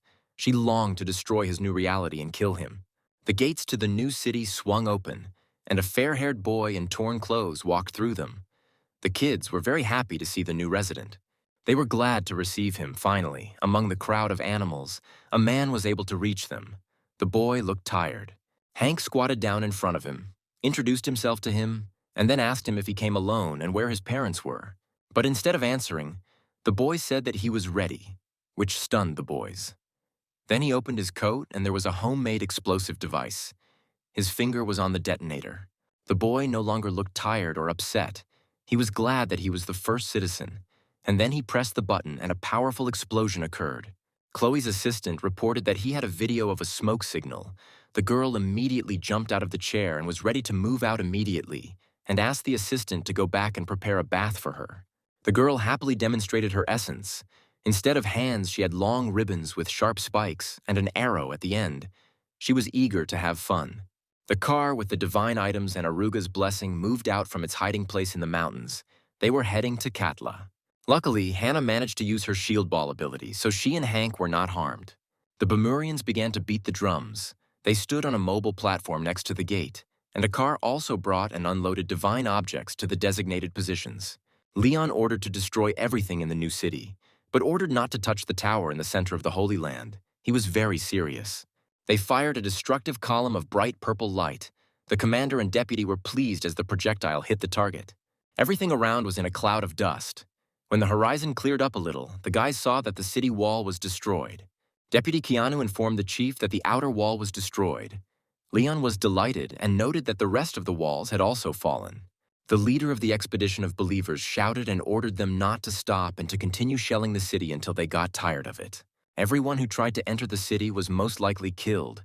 Suddenly, a man covered in blood crawled out from behind the rocks. He asked them why they didn't let them in. But a ray of light flew in again. Hannah was worried about possible other survivors. She rushed to open the gate. She was afraid that they would all be torn apart, and it would be better to move them to another place than to leave them here. Destructive rays of light hit the city again and again, destroying residential houses and buildings, and thick black smoke came from everywhere. Hannah was very upset that they continued to destroy buildings and the entire city. She did not understand why they were doing this, but she was most upset about other things, like not having finished watching the drama or her plans to plant a vegetable garden. She also dreamed that when there were more children, they would plow the land together and discuss the harvest of pumpkins and potatoes. Every year, she would hold a festival for everyone who wanted to attend. They would congratulate families who had children, and everyone would envy their friendly group. The girl began to cry, because in their city it is forbidden to kill, and everyone must follow this one rule. Hank decided to support his friend by putting his hand on her shoulder and promising that her dream would definitely come true. But then he suggested that she not wait for this to happen, but go to meet her themselves. He took out a certain object and released a purple mist from there, which transformed the hero and dressed him in a uniform. Kent showed up again, she looked at the guy, and then said that it was her gift to him. She slightly improved it, he didn't mind, because in some sense he is the same god as she is. She continued to whisper to him, offering to turn this place into their joint temple, and also asked him to gather as many believers as possible so that they could fight together against everyone. Hank didn't want to listen to her say anything else, so he threw her off and then called Hannah to go behind the wall together. They were immediately attacked by Chloe with her chains with sharp tips. The hero was able to dodge them, but the girl launched them again. She was glad that they finally met. It was not easy for her to organize a meeting with him. She knew that for this she would have to destroy everything. Suddenly she smiled a sinister smile, crossing her sword arms, and told the hero that nothing had changed. But Hank did not understand what she was talking about. The girl laughed. She remembered that he did not remember anything. She decided to explain to him that the last time he was enlightened, he had a group of cowards and pacifists, and then they all hid in a cave. But then they were robbed, and all the people were killed. And Chloe decided to confess that it was she who arranged that bloody massacre and killed everyone with her own hands. Then she remembered about one person, a man who, no matter how much you killed, continued to come back to life. Hannah realized that she was talking about her father. The girl became furious when she heard that it was Chloe who was involved in the murder of everyone in the camp, and her willpower began to rapidly decrease. Tears welled up in her eyes, and she grabbed her spears and threw them at the head of the scouts, who welcomed her into the beast world. Chloe continued to swing her chains and surrounded Hannah with them, who found it difficult to break free. Hank feared for the life of his friend, whom he promised to protect. Hannah was very angry. She had a beastly grin. But Hank managed to jump towards her and took the main blow of the spikes on himself, covering the girl with himself. Even though the protagonist had invested all of his winnings into defense, he still felt a lot of pain from the sharp chain cutting into the skin of his hands. Suddenly, Hannah broke down. She started screaming and trying to break free. But the guy held her back and asked her to calm down, because she was being provoked. But in doing so, he inflicted even deeper wounds on himself. But the girl remembered how many people Chloe had hurt, how many she had killed, how many dead bodies lay in the shelter then. The chains penetrated the skin more and more. Then Hank grabbed them and pulled them toward himself. The head of the scouts could not resist, and the hero decided to try to absorb the iron. As soon as he said the code word, all the chains and spikes immediately disappeared, including from Chloe's hands, but instead of healing, they only made his wounds worse. It was a bloody bomb. The head scout was happy that he had activated his essence. She noted that even if the guy was hungry, he shouldn't eat anything. It tasted very spicy. Hank was bleeding, but then he noticed a pond behind her. He continued to come up with an escape plan while the girl mocked him, hinting at her spicy taste. Chloe pulled out her chains again and threw them at the heroes, but the guy used the source and mad dance technique and used the water from the lake. He took off with Hannah in his arms, hiding behind the flow of water, leaving behind huge waves that were mixed with sand from the desert. The enemy was covered by just such a wave of sand, and she found herself covered in it and in a strange position. She was very irritated because of this. After shaking herself off, she decided to try attaching another weapon to her hands. This time, she took out pistols from their holsters. The indignant and furious girl realized that the boys were able to escape, so she went looking for them, along the way promising to tear off their arms and legs when they met. Hank brought Hannah to the cave. He wanted to know how she was feeling and asked her to come to her senses. But she continued to puff with anger, remembering their past life. She thought back to their earlier interactions in the shelter, to her cutting her father's hair, or to her trying to calm a crying child. But all her wonderful memories of life in the past world were overshadowed by hundreds of bodies killed at the hands of the head of the intelligence officers. Hank tried to calm her down, but she kept screaming, intending to avenge them all. The guy tried to convince her that everything was okay now. Tears flowed from her eyes. She remembered her childhood, when she sat little in her father's arms and he promised to protect her. The hero understood that he couldn't cope, since the girl began to give up, and decided to use the ticket to call the seller Marie. She immediately noticed his cuirass, which she liked from the very beginning, but Hank did not waste time and immediately asked if she had a good item for stabilizing the psyche. The merchant was a little upset, since most of them allow interference in the mind and hide the status, so they are sold illegally and can get you arrested. But the guy didn't have time to listen to her objections. He asked again whether she had such a product or not, and only then did she start looking for it in the catalog. She was able to find a nomad headdress that protected against harm. If she put it on, all her thoughts would return to normal. Marie put a hat on the girl and sat at her bedside when Hank suddenly decided to leave and asked her to look after Hannah while he was gone. She didn't want to stay there without protection, but she still agreed to provide a special service to a big client because their desire is a command to her. The guy came out of the cave. He hit the rocks with his fist. He couldn't understand why he was so weak if they said about him that he was like a god. He remembered Chester's words about his request to take care of his daughter. The only thing he wanted was for her to survive and for the hero to be a benefactor for them. But he doubted that anything had changed since the moment when he lost fights. Suddenly, Chloe appeared from behind the rock. She laughed because she caught the god in self-flagellation. She reminded him of the words that if he was in unbearable pain, then she would gladly help and kill him. She raised her right hand, from which a long pistol was sticking out, and began to shoot at the hero. But instead of bullets, only her blood flew around. Hank decided to take advantage of the essence. He raised a sandstorm, thus seizing the moment to activate his blades instead of feet. Jumping out of the sand, he sharply ran the blade across the girl's body, but instead of being afraid, she continued to encourage him and asked him to strike again. Chloe has masochistic tendencies. She enjoyed the fact that he was hurting her. She screamed with delight and asked him to continue, although her body was already cut up. But just as Hank was about to give her another cut, she lashed out with her chain and hooked the tip onto the rock, then climbed up. But the guy still managed to run the dagger along her body, causing blood to spurt out of the wound and hit the hero as well. Then Chloe activated her essence, and immediately after that, there was another explosion. Hank was badly hurt. He was lying on his back and groaning. The girl was not hurt, although she still had the cuts inflicted by the hero and blood was flowing from them. She was unhappy that the guy was not moving, although he called himself a god.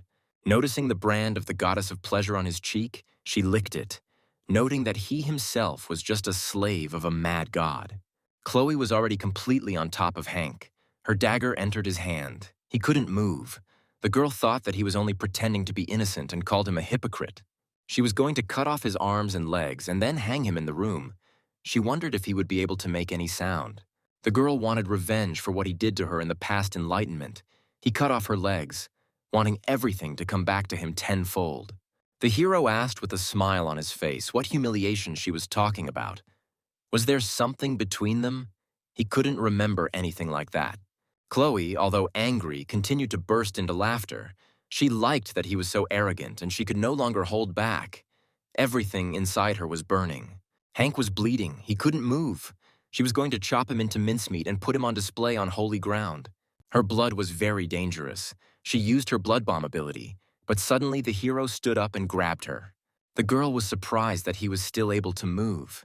Then there was an explosion that even her swimsuit was badly burned. But literally the next moment he cut off her head and her hand, the girl fell dead. Hank also lay covered in blood. With his last strength, the hero took out of his pocket his amulet of a glutton frog that can collect and absorb elements without limitation. Then he said the code word. Meanwhile, Leon was scolding his army subordinates. He ordered them to shoot without stopping and did not understand why they stopped. The employee was very frightened by such an attack. He apologized and tried to justify himself by saying that all the weapons overheated due to continuous work. He also said that the weapon needs some time to cool down, otherwise it could explode and destroy everything around it. Leon pushed the guy so that he fell. The man was running out of patience. He couldn't wait any longer. Keanu, standing next to him, didn't understand why he was screaming. The commander-in-chief again shouted at everyone around him. He ordered to seize the Holy Land and kill all the infidels. The man looked scary. On his eye patch was the sign of Aruga. It said that this was all an order from God, and everything must be destroyed in the name of God. Using his power, he began to hypnotize his army, programming them to kill all non-believers in Aruga. Then finally, the cooling of the system was completed, and the order to fire was given. Leon was delighted and ordered to wipe the city into dust so that not a trace remained. The divine beam of destruction was directed at the city again. The buildings were burning, they were destroyed. But they did not stop. The Bemurians advanced with weapons in their hands and in SUVs. They ran towards the city wall, ready to destroy everything in their path. One of the signalmen reported that a survivor of the shell had been found, and that the man turned out to be Hank. The commander-in-chief became furious. He demanded to incinerate the king. The machine with the divine item began to fire at the city again. The hero came close to the walls of Katla. He leaned his hand against it. He could not allow anyone to destroy it and was determined to win his city back. The guy activated his absorption essence and added a frog to it, then said the code word and began to absorb the entire city. The believers and followers of Aruga did not understand what was happening. The projectile failed to hit the target, since all the buildings except the tower disappeared. After the hero finished the process of eating, he felt a little overwhelmed by what he had consumed. He felt indigestion. Michael came down from the sky to look at the vanished city. Only the tower remained standing in the middle of the former Katla. He admitted that until now he had seen various enlightenments, but this was the first time in his practice that someone had completely swallowed up the entire earth. But at the same time, Michael was sure that no matter who the god was, he would not be able to deal with this situation. An angel of power appeared. The latter looked at the consequences of the absorption of the city with displeasure. Hank, meanwhile, continued to stand in the dust left after the disappearance of buildings. The army was finally able to enter the city. They ran to the tower. The hero requested his status. He again used the coins to increase his physical strength, durability, and speed as much as possible. He then decided to restore his appearance, and then noticed that his religion points had decreased, and assumed that it was due to his inactivity over the past couple of months. He thought that people saw him as a little animal that could be easily eaten, and could not sense the power in him, much less accept him as a new god. So Hank decided to make an impression, and pushing off, he arched high into the sky and then landed right into the armed crowd, creating a sand explosion. They immediately recognized the guy, but were not happy to see him, planning to kill him to take everything he had. The hero was not ready to be given to them alive. He used his ability and again used his sharp daggers instead of feet, starting to cut everyone and everything. The Bemurians, watching from afar, howled in shock at how easily the hero dealt with such a crowd, and hoped that he would come to them, and literally at that very second he was ready to attack them. They immediately knelt before him, begging for mercy. They were ready to surrender, promising that they would not fight, because they were simple standard bearers. Hank had already raised his leg and almost hit the speaker, but changed his mind, but killed everyone around, taking pity on these two standard bearers. Leon screamed and was indignant. He could not believe how it was that an entire armed crowd could not seize one person. The commander-in-chief ordered to get rid of the hero. They launched the light cannon again, but this time into the crowd in which Hank stood. The guy was surprised that they were doing this, because besides him, there were many representatives of the believers of the god Aruga who was fighting against him. The guy began to squint from the bright light that hit right in front of him, but it didn't hit anyone else, as Hannah managed to get to them and acted as a shield. Although the girl still had her hat on, she felt as before she was inspired. She asked how long they had been waiting for her and informed them that she was ready to start fighting. Hank approached his accomplice. He became curious why she was still wearing a hat. Suddenly she liked it, but Hannah completely forgot to take it off, as she was in a hurry to save the hero. Then the newly minted god approached one of the standard bearers. He wanted to know which side of the attack their leader was on, and promised not to touch them if they told the truth. The man immediately, without thinking, pointed in the direction the guy needed. He pointed to the mountains closest to the city. The guys went in that direction. But the hero decided that it would be too long to walk, so he took Hannah in his arms and then flew in the indicated direction, leaving behind the surviving warriors. They watched the boys fly away. They doubted that the divine weapon would work on him. Even if they increased the number of soldiers, they believed that the divine warrior Hank was in front of them. The hero and the girl flew to an active stronghold, where the commander-in-chief and his deputy were located, as well as the rest of the army. Leon saw the guys flying up. He started shouting to the soldiers not to stop and to continue shooting at him. As soon as the purple beam reached them, Hannah immediately turned on her yellow-green defense gene and ricocheted the blow. The combatants raised their weapons and began to attack the flying hero. Then Hank decided that it was time to release the deity. His hair turned ash gray. He activated a mad martial arts dance and killed one of the most physically developed guards. Then, to add to the mad dance, he activated his ability to control the source, sending huge waves of water into the air. The great king remembered the words once spoken to him that the source of divine power is the fear of it. No man would willingly believe in such a cruel being, but when they see the miracles that the god performs, they have no choice but to bow their heads in recognition of the difference in power. People captivated by miracles gain faith. They retell the story, making legends out of them, and ultimately, by binding people with fear, God gains power. Hank remembered these words as he saw all the remaining warriors kneeling before him and now begging for mercy. They claimed that they could not kill them.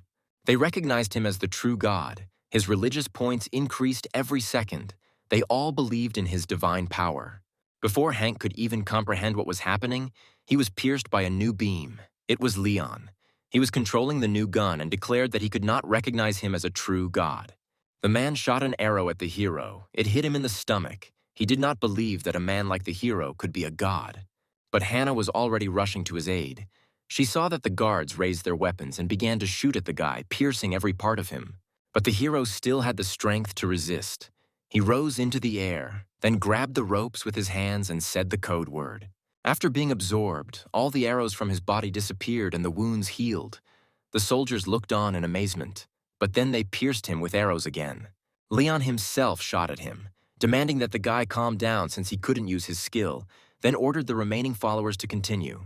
Then Hank activated his swords instead of the table and instantly cut them all.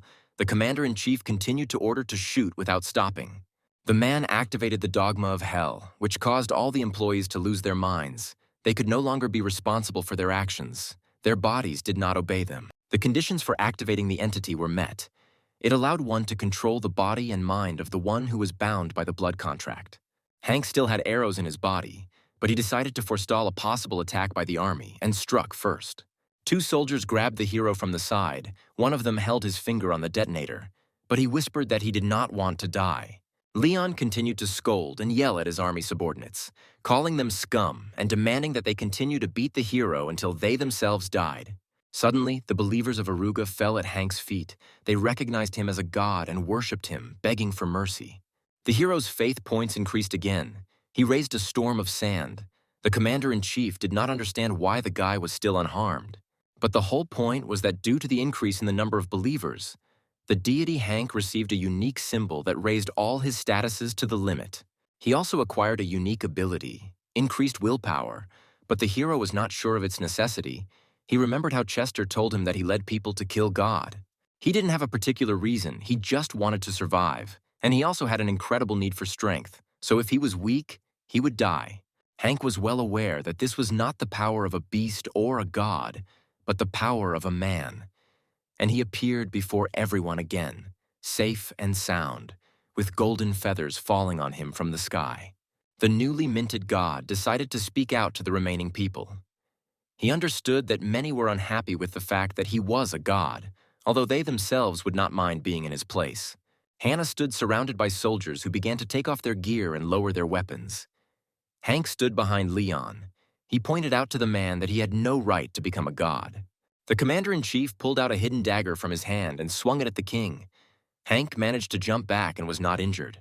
He jumped to the very edge of the ship.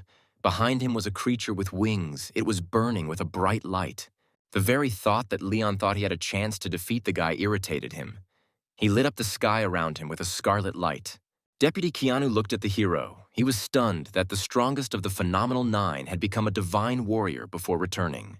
The commander-in-chief screamed with rage. He was going crazy from the mark left by the god Aruga on all his believers. Hank continued.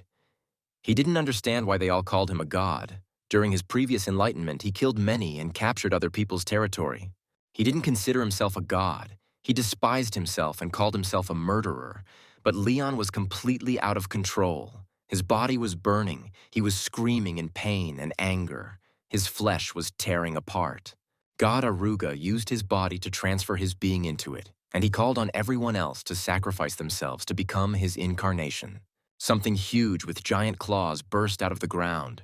Terrifying sounds came from its mouth, and its teeth were frightening in appearance. The hero immediately recognized the monster that had emerged as the incarnation of the god Aruga. He again had many eyes, and tongues of flame were coming out of his head. The monster became enraged. It screamed that everything belonged to it. It was ready to destroy the hero at any second. Aruga believed that these were his believers and his holy land, and everything that Hank stole from him belonged to him. The hero was a little confused. The great king noticed that compared to the previous incarnation of the god Katla, this time he appeared smaller in size. It was not difficult for him to attack the monster. With one blow of his foot and dagger, he cut off its arm and declared that he was now a god here. He ordered him to disappear, but Aruga did not see the boy as a threat. He believed that someone who had just received divine power did not dare to tell him what to do. There was almost nothing left of Leon's face. Red vessels were crawling out of it. He ordered to fear him, since the true God listens to the hero. Both monsters were rampant, chasing after the former believers of Aruga, devouring them to increase their power by drowning it. Even the deputy commander-in-chief ran away from them, along with the surviving representatives of the army. The deity screamed and called on them to fear him. People hid behind Hank's back. He tried to explain to the monster that fear is the source of faith, and faith is the source of strength. This is the essence of God. The hero wondered out loud whether this meant that as long as there was strength, everything else was unimportant, and he received the answer that this was exactly the case. The guy admitted that such bad and evil creatures made him sick, and he was irritated by the injustice in this state of affairs. Hank and Aruga wished each other death. They rushed to attack, fighting furiously, the monster screaming that his body was the sun god, the greatest of gods. The creature was not going to lose to the guy, especially to such a worthless person like him. Everything around was in waves of fire. The hero was striking at him. Suddenly, a small, hunched monster with a huge eye and 4 paws crawled out in front of him. Aruga was disappearing before his eyes. Remembering the words of the new moon, he repeated them to the deity because his power depended only on the fear of the believers. He had no outstanding abilities. No matter how many people he served, he had the lowest rank among the gods, but he wasn't even able to protect them. The hero was about to crush Aruga with his foot. He shouted that he should not dare to call himself a god after everything that had happened. Suddenly, a young guy in an army uniform attacked the hero from behind. He was holding a detonator and a belt with explosives in his hands, but immediately received a blow to the stomach. It was Chloe's friend, bleeding, his whole life flashing before his eyes. He was very loyal to the head of the intelligence service. In his past life, he was a believer of Aruga. But this faith destroyed him. He was used as a rad. He was starving. But a girl brought him bread. She offered him a deal. He would honor her more than a god, and then she would help him and save him from certain death.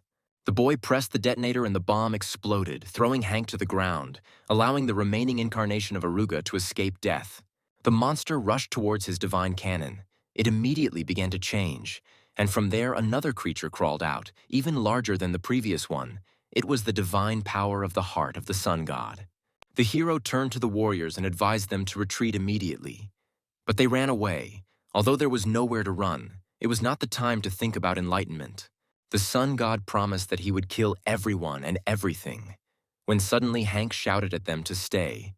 Then Hannah stepped in. She asked them to trust them and believe in the power of the divine warrior.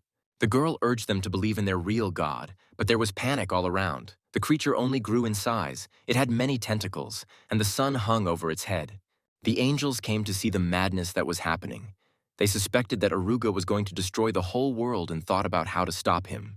Hank watched the sun, thinking about all the murders he had committed, countless of them. He did it for the sake of survival. He was overcome by doubts that there was no other way but to survive for the light of someone's deaths, and whether he lived only for the sake of continuing to live. Hannah realized that the hero was showing indecision, that he was in thought, so she decided to encourage him and shouted at him not to hesitate. The girl cried. She sincerely believed in him and in his strength. She believed that he could do anything and that they should save all these people together. After she called him her god, the guy was embarrassed. He could not imagine that she saw him like this and trusted him so much. Then he decided to turn to her and all the other people who believed in him.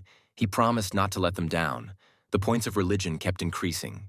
The sunlight that illuminates the universe will burn everything to the ground. A bright flash of purple light appeared from the sun above the monster's head.